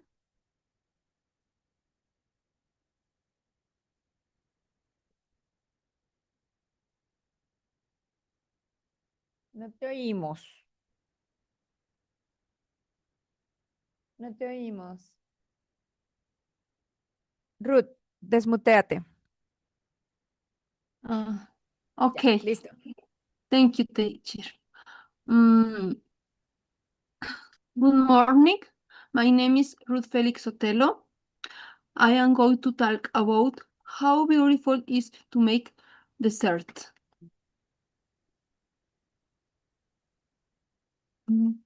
I want to share a personal perspective that cooking dessert is more than just a culinary activity. Personally, I find market dessert wonderful. Each dessert is made with passion and lots of love for my family. When I make a dessert is done with dedication and love and it's a way to creation good memories for with each every eat. Every ingredient, every step is given a touch of love.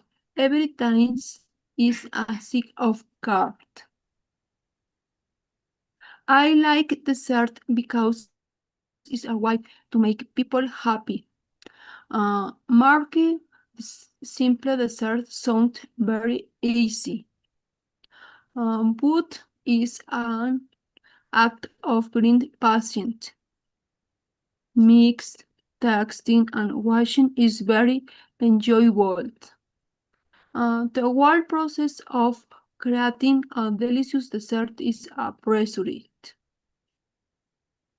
I like to borrow ingredients and utensils need to make sometimes delicious. How did this start? First, I learned to cook. Next, teacher. Sure.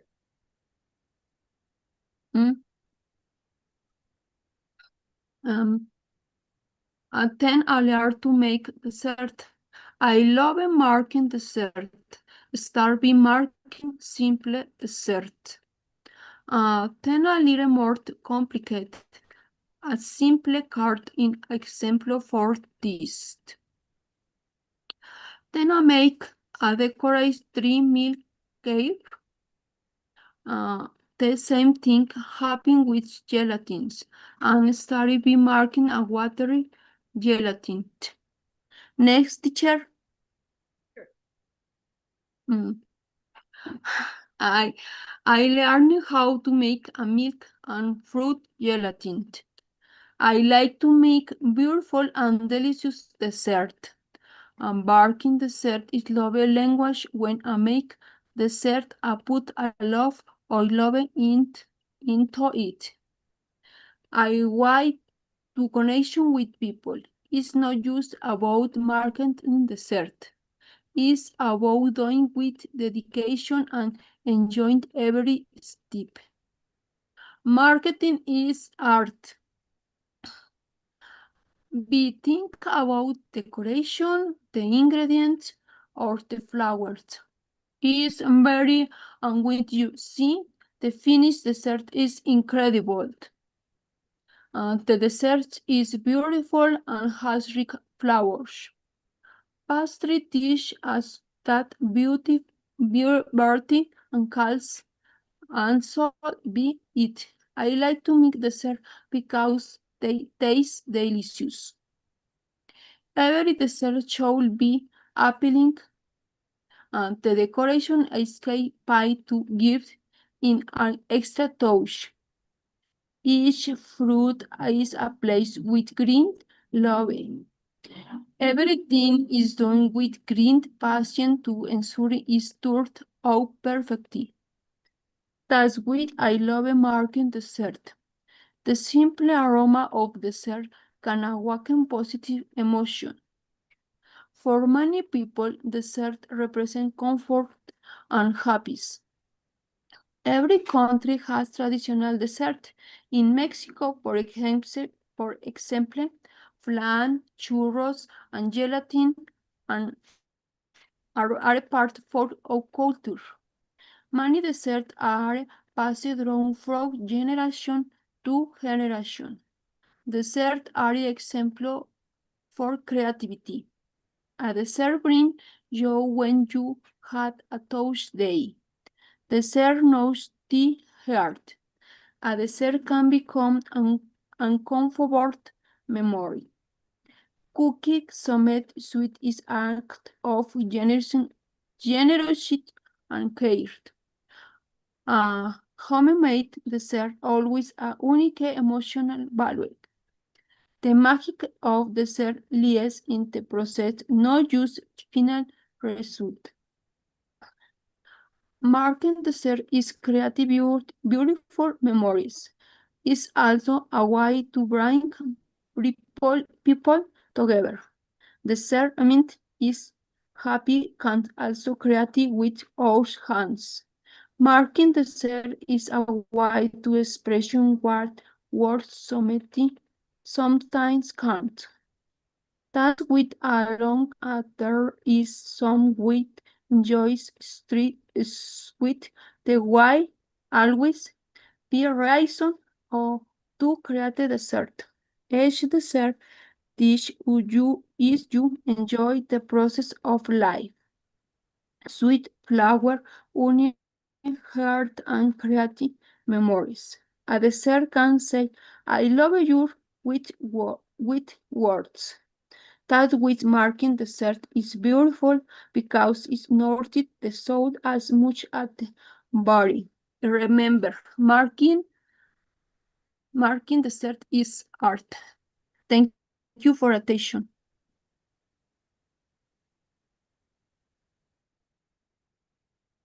Okay, Ruth, thank you. So I like the way how you combine a personal hobby like is making desserts with the love that you feel for your beloved ones, right? For your family and everything. So I like how you did that match. It's very pretty. I know it's English is not that easy for everybody, and some of you guys have had more troubles learning it. But I mean, I know the effort, and the most important is to try. So I'm very glad you did it today, because you didn't want it to do, you didn't want to do it, but you did it, and you did it good. So congratulations for that, and keep working really, really hard. Thank you.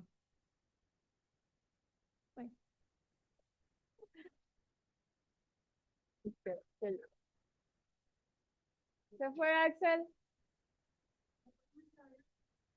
No. It's okay.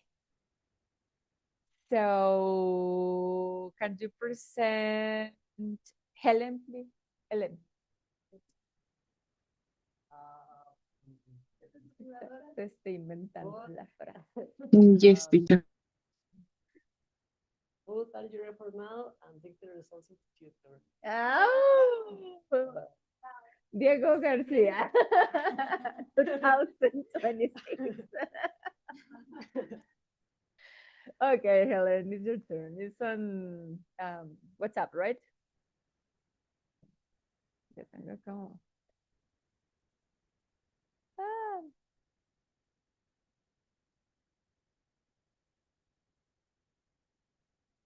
Oye, what is your presentation? It's on WhatsApp. Pleasure. Here it is. I found it. Okay, we're ready for you. Go ahead.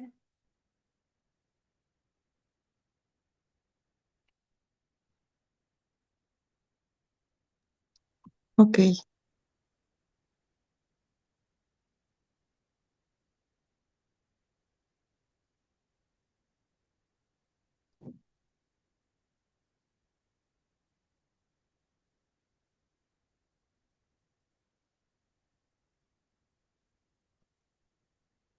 Okay, we're Hello. waiting for you.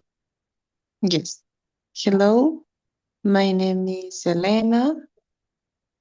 I am 24 years old and I live in Sombrete. Today, I want to share a little about my life. It is not a perfect story, but it's a real one.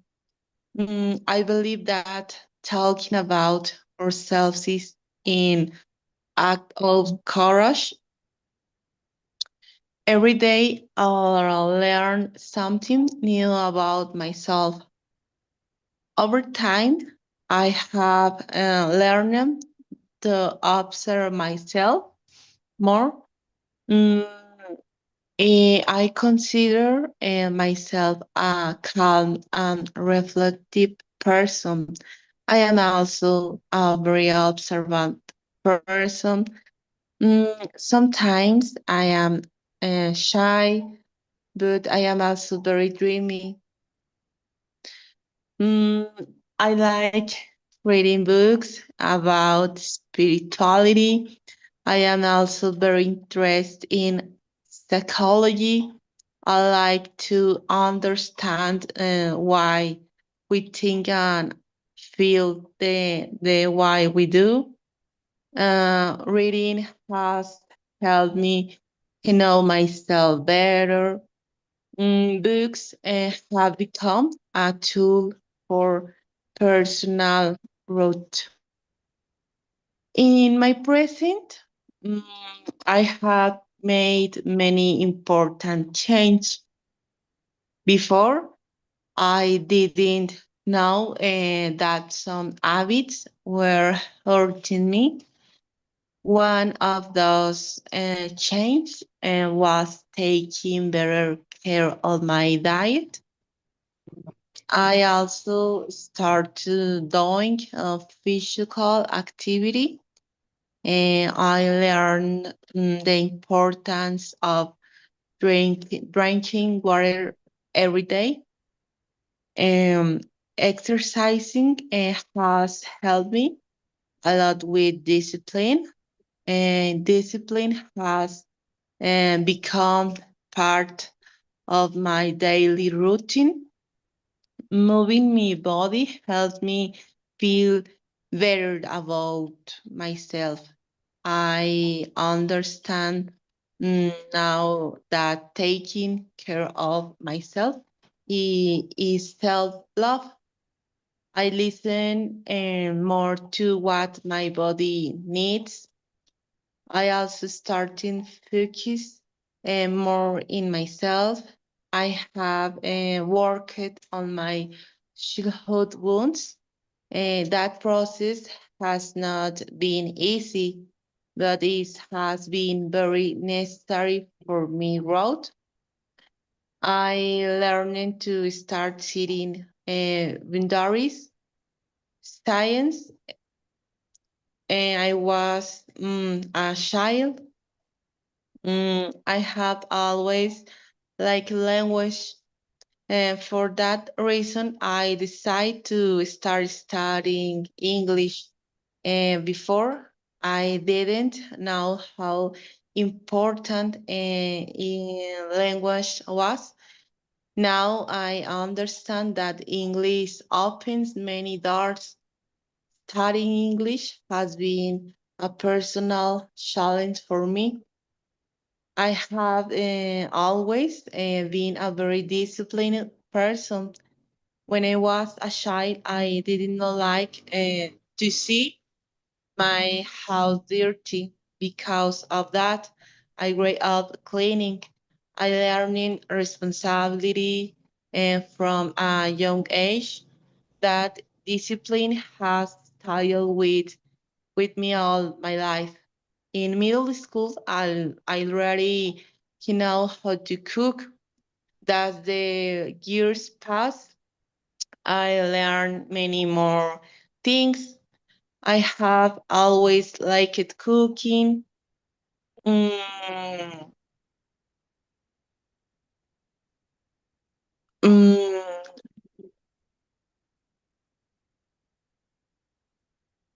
I have always liked cooking, and cooking is why the to creative for me. It is also a way to show love.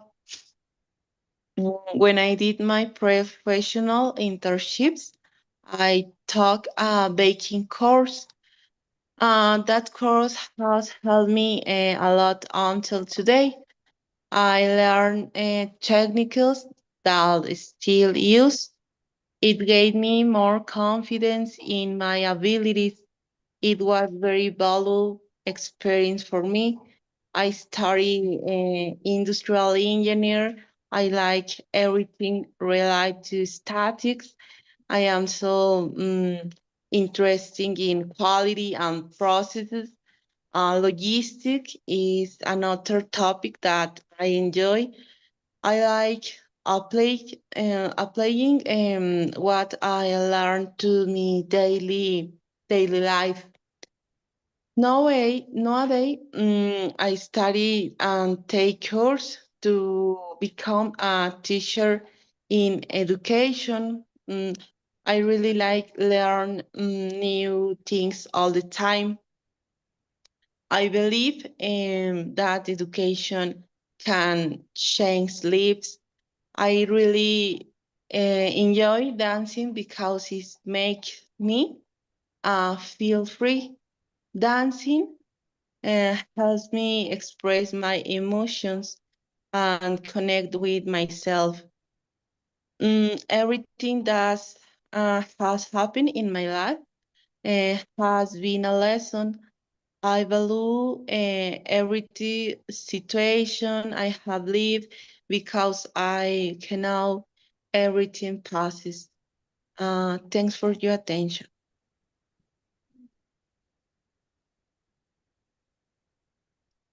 Good job, Elena. I know how I don't know, that is studying and learning English has been a goal for you, and you have been a long time doing it. And I'm so glad you didn't say I can't. You never say I can't. So you try to do it for years, and now you're speaking English. And I told you, I know your pace. It's your pace. It's not going to be like super fast or super. I mean, no, for you, that is your pace, and it's okay because I can understand everything you said. You are communicating, so that's the idea, right? So congratulations for that because you are speaking English, girl. Okay, so Axel, please. Can you introduce? Who's going to introduce Axel? Marcia? No, well. Axel. Yes. ¿Cuál está bien para Axel? All human with wisdom is summed up in two words: wait and hope. Alexandre Dumas. Oh. The next one, Axel.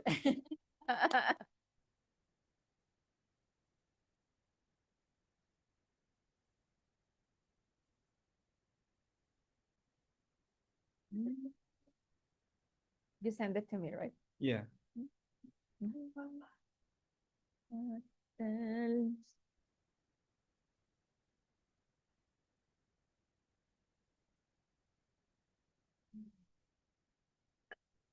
Ay, no supe.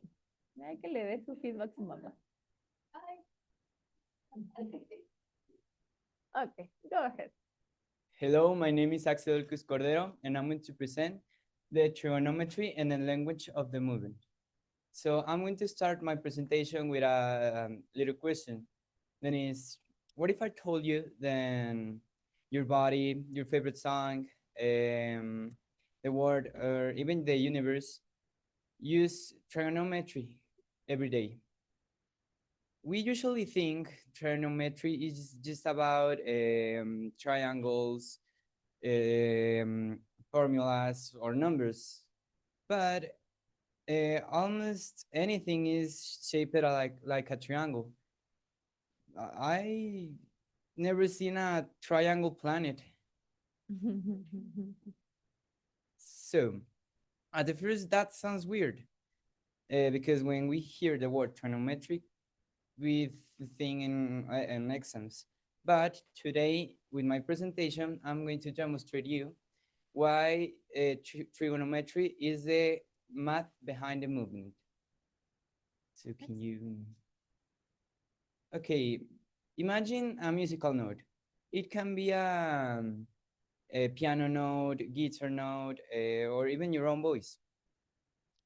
So if you make noise with the instrument, the sound is going to be transformed on waves because the waves are like the representation of the vibration. If the sound is high, the waves are yeah, high, but really close.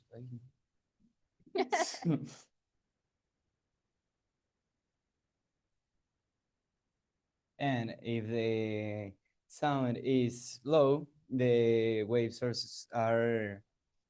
split down.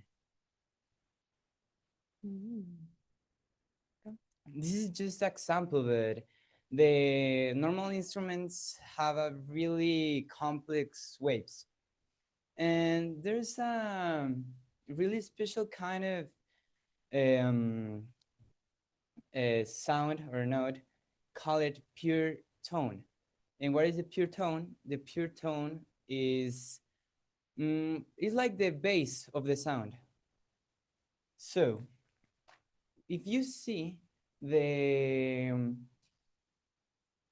waves of the pure tone, strangely, the waves are too similar to the sine function. This is the waves or the, no. We don't know, so you can Yeah. say whatever you want. Here are the waves of the pure tone, and here is the waves of the sin function. And why are two similar? Because naturally, sin and cos explain the vibration. Yeah, but that's not all. Even the most complex sounds are not truly random. If you look inside of the waves, really complex waves, for example, this one. So if you look inside, really, you are going to find a pure tone.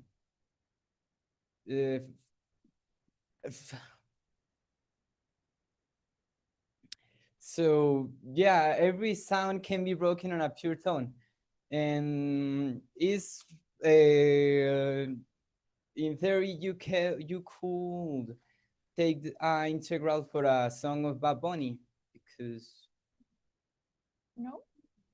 yeah. No. So changing a little bit the topic, I'm going to explain why the universe uses trigonometry. The universe move through cycles, and how can we explain that cycles with trigonometric? For example, the rotation of the Earth, the light, or the planet orbitation can be explained just with these waves. Here in the Earth, we have day, night, up and down, up and down. And what that up and down are too similar to these graphics.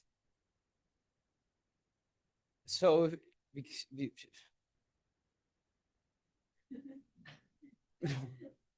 because that the sin function and the cos function can explain the universe. That's all. Thank you. Okay. Okay, Axel, can you give your microphone to your mommy? She's going to give you some feedback. The parents are offering some feedback. Like a feedback? Feedback, yes. Well, I told you before, but you have been progressing a lot. And for you don't know, but he was taking classes with me, but he was too little. So he wasn't taking the classes seriously. And now you are. So I can see that you are advancing a lot. He was nervous with his presentation. That never happened with me before. So because that's mommy. No, and because he didn't take it seriously. He was too relaxed. He was like a hobby, not taking it like this is going to be a real tool. He was like, this is my time to relax and to pass time with my friends. So, but yes, I can see you are improving your vocabulary. You are talking about topics that, like Susie says, we don't understand. So that's really difficult for me. I mean, sometimes it's like, I don't know what you're talking, but keep talking. Sounds really interesting. Yeah, sounds like you sound like a scientist or something for me, because obviously I don't know. So congratulations, my son. You did it really good.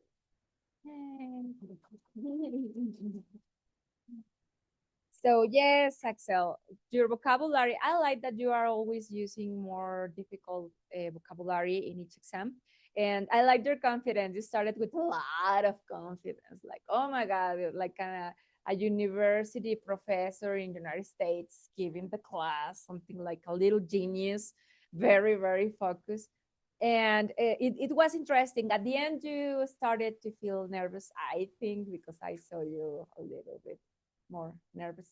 But I think you can do great things. You just need to focus because you're super intelligent, Axel, but you need to focus and you need to pay more attention and dedicate more time mm, for the academic part because you dedicate a lot of time to sports and you are super good. And the same, right? If you dedicate more time to the academic um, yeah things, you are going to be great, you are going to be the best as you are in the sports. So yes, keep doing this great job. Congratulations.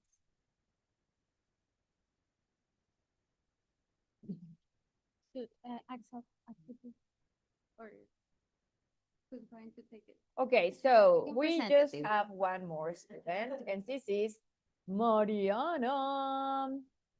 Oh, I present her already, is that okay? Okay, so we are ready to hear Mariana. The phrase, did you want the phrase? Beware of I am fearless and therefore powerful. Mary Shelley. There you have it.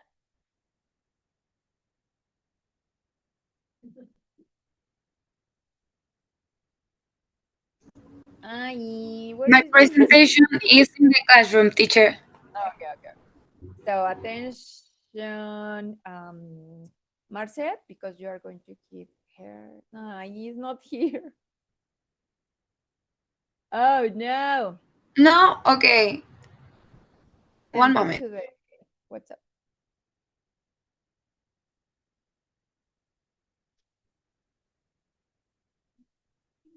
Hi. Do you speak English, Banana? Banana Nation. She's the professor. So happy, teacher Banana.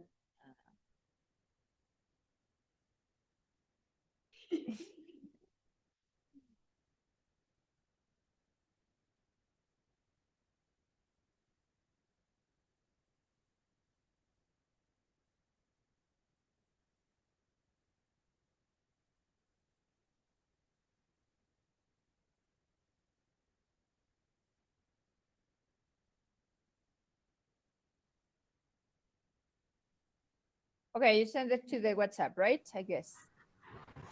Yes, teacher. Perfect.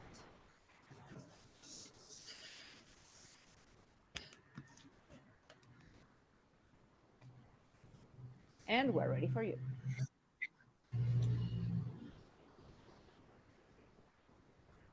Okay. Hello to everyone in the classroom and also to my classmates who are online. Hi, my name is Mariana Melo. I'm on level 7 and today I want to talk to you about a topic that I find very interesting because it's sometimes we all do every day, adults and children alike. No one is excluded because we all have phones. Okay, let's start. Mm, Today I want to talk um, about something very normal. I'm sure many of you check your phone this morning, maybe before breakfast or even before saying good morning. And I don't judge you, and because I do it too. I actually love creating content, and social media is part of my life.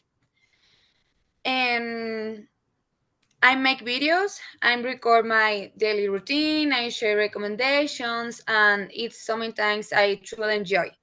However, I've also found myself trapped in a constant feeling of anxiety, an anxiety that comes from always being connected. And from being aware of social media all time, from the dopamine that is relations when we search for acceptance and likes and approval from another person. And that's when I started asking myself very important questions. If I love creating content, uh, we do it sometimes feel emotionally exhausted. Are we really connected or are we just trapped in the screen? Without realizing it, we start scrolling automatically, telling ourselves it will be just one more video or just one more post. And the problem is that this just one more turns into minutes and then into hours that pass without in the cell phone. On social media, we see seemingly perfect lives, perfect bodies, and moments that look problem free. But real life is not like that.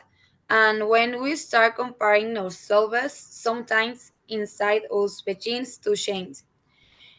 We start to feel pressures, anxiety, and the constant feeling that we are not doing enough, or that we are and failing Beijing. This is sometimes very common among young people because we are constantly exposed to another people's lives. We compare to another young people, to successful people, and to stories that seem to move faster than our own. And but it's important to understand that success is relative and that everyone hit their own process and their own timing. Many times we forget that we are overstimulated by everything we see on the internet, on social media, and we consume too much information, too many stories, and too many comparisons in a very, very short time. And that overstimulations make you lose perspective on our lives. These constant connections has a direct impact on our emotional health because our mind never really gets to rest.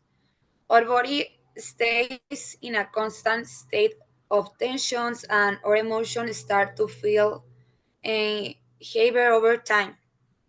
This affects children and young people the most because they grow up surrounded by a screen and digital validations. And dopamine becomes more addictive, and Beijing along with our thoughts feels so very difficult. And little by little, we stop listening to ourselves and we stop being present in the moment. We forget how to pause and how to breathe and even how to be bored. And even though it does seem like it, being bored is actually healthy.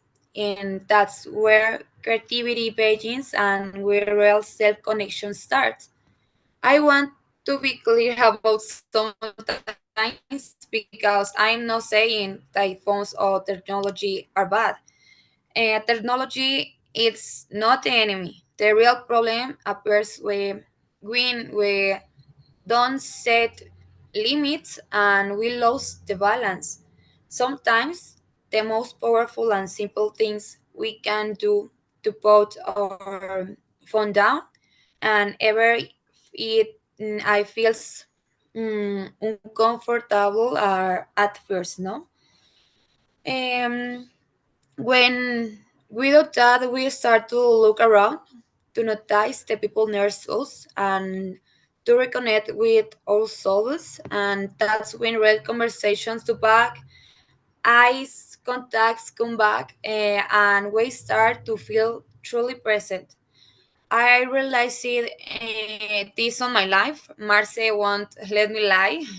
I used to ignore my family and my friends while spending time with them because I was on my phone.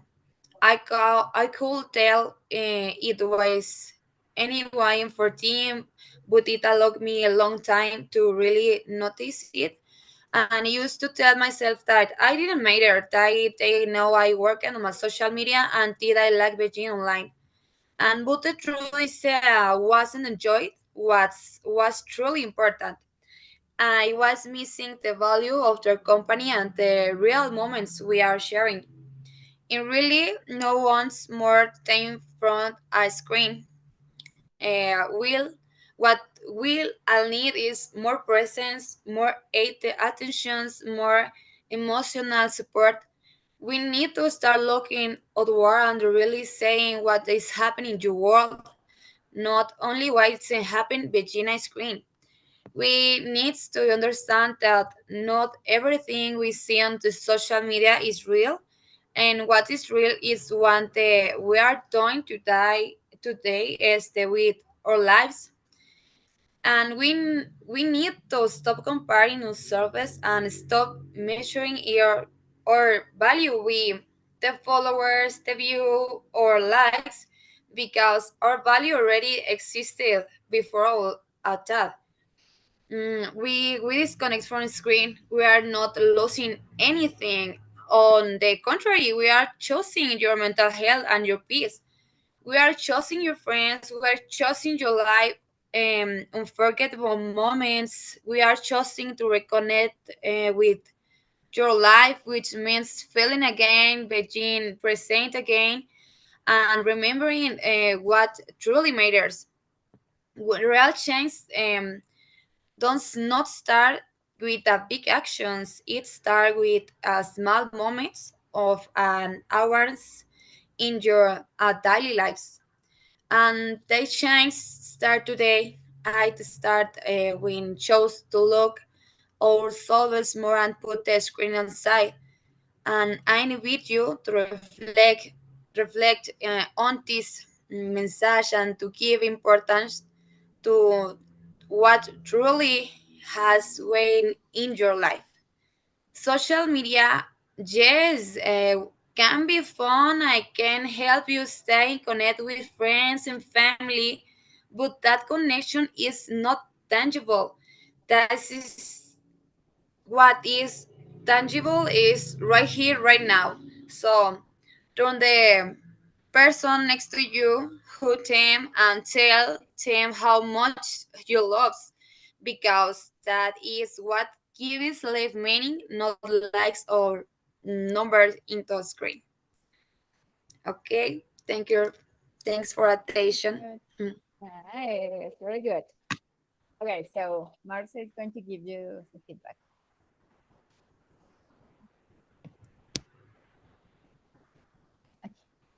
Yes. Yes. Well, I like your fluency, and I like the topic because you are expert in the topic because it's your job. And I see your progress very good, and your dedication for the take your time to take the English classes, and so I proud of you too. Very good. Very, very nice. Thank you, sister. Yes, it's true, Mariana. Like, it's your perfect TED talk because yes, that's your job. She works with social media, guys. So you know what is like, um, how to use the social media as a job, but also the anxiety that social media can cause on your life, right? And it's very deep how you abort all the topic because yes, it's true. Like what is true is this moment and the people who is around you. So I really like the way how you talk about this. Be careful with your pronunciation in some words, right? Like um, anxiety or self uncomfortable, but the rest is great. I really like how you did your speech. I like your energy. I like how you communicate your ideas, and it's always a pleasure to hear you because you have all this energy on your speeches. So I really enjoy your talks always. So congratulations, good job, very very pretty. Thank you, teacher. Bye. And bye. Okay, guys, so it's time for the diplomas. I know it has been kind of long. Sé que estuvo largo. Recuerden que son, pues es el examen final. Les tengo una buena noticia. Es la última vez que hacemos examen. Una buena y mala noticia. Es la última vez que hacemos exámenes. Está muy feliz. Porque pues ya empezamos con el TOEFL, empezamos en el martes de la próxima semana, que es el TOEFL, es una preparación para la certificación de la Universidad de Cambridge, que tiene validez en todos lados, entonces es muy importante. Los pequeños pueden hacerlo. Sí, bueno, hay un TOEFL para pequeños, pero lo más importante es que lleven el curso para que sepan qué hacer. Esto lo pueden hacer en cualquier momento, ¿no? O sea, en cuanto quieran retomarlo otra vez y quieran hacer su examen, lo van a poder hacer y así deciden si quieren hacer el TOEFL para más chiquitos o si se quieren esperar hasta el TOEFL de grandes, pero lo importante aquí es que ya van a saber cómo hacerlo, ¿no? Entonces en este curso les vamos a enseñar cómo hacer el TOEFL. Todos se van a TOEFL, el grupo de las 8 ya no va a existir, se van a ir directamente a TOEFL, va a ser lunes, martes y miércoles de 6 a 7, ¿sí ven? Es la hora en la que estoy. Entonces, para que lo tomen en cuenta a partir del próximo martes. ¿Dudas hasta aquí? ¿Preguntas? Bueno, vamos entonces a darlos. Déjenme ver cómo se tenía que decir. Diplomas. Sí, no, ya es todo. Bien. Entonces, congratulations to Aranza Guadalupe Flores Amador for finishing the level 7. Se quedan aquí para la foto, ¿no? Porque sí cabremos, sí, somos chiquitos. Congratulations. Good job, girl. Ok, Axel Alquist Cordero. Cordero. Congratulations. Good job. Good job. Ruth Félix Sotelo. Bueno, aquí tienes, lo voy a dejar aquí en la tiendita para que pases por él. Congratulations. Elena Vadillo Pérez. So, también te lo dejo aquí en la tiendita. Ay, Joxan es de este grupo. Carlos Eidan Moreno Cuevas. Ay, no, yo le voy a poner acá. Carlos Eidan Moreno Cuevas, congratulations. There you have. Good job. Fátima Elizabeth Flores Arispe.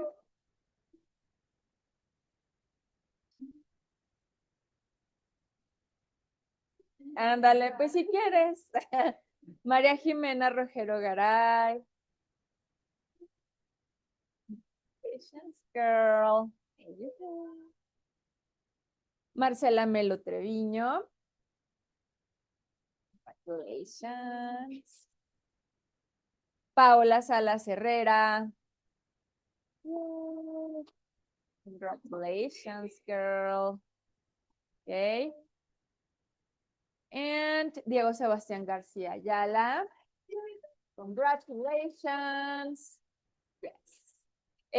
Michelle Mariana, no tengo sus diplomas en físico porque lo tengo en digital, entonces se los voy a mandar, ¿sale? Y sí, Okay, teacher. vamos a hacer funcionar esta foto, chicos. Que hasta ahí ahora, ¿cómo haremos? Yo digo, ajá, miren, ya sé, que se vayan al frente los más chaparritos, ¿no? Entonces, si quieres, Aranza, vente más para acá. Axel, más para acá. Más. Ándale. Y luego, más. Ajá. Ok. Ándale, así. Así. Ay, no, es que Diego ya no es chaparrito. Pues que se haga chiquito. ¿Me puedo poner aquí? Sí. Ajá, y Diego aquí en medio de... ¿Sí? ¿Sí cabemos? Oigan, ¿y me pueden tomar fotos con Diego también, por favor?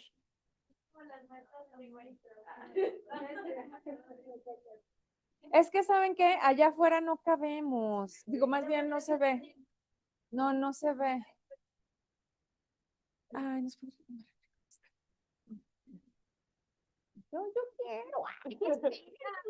Todos.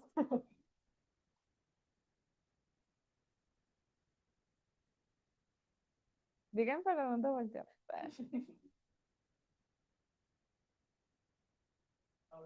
Ahora para allá.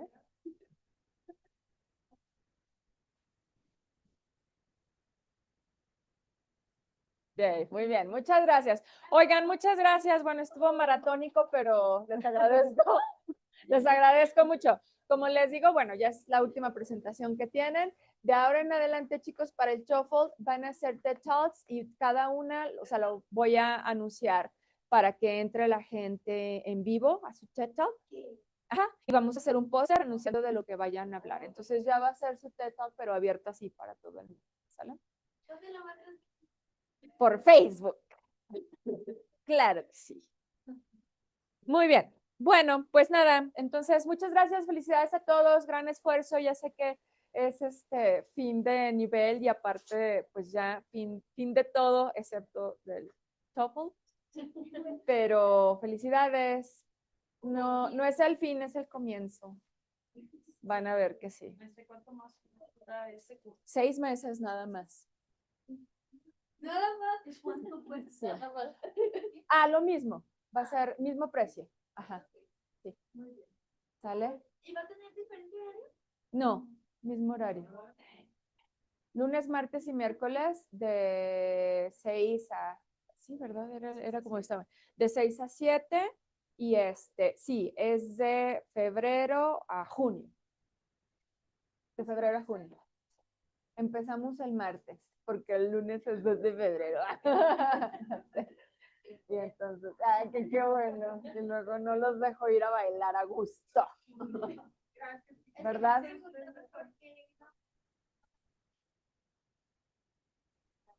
Oye, sí, y no te lo cambian. Oigan, voy a abrirles porque no van a poder salir.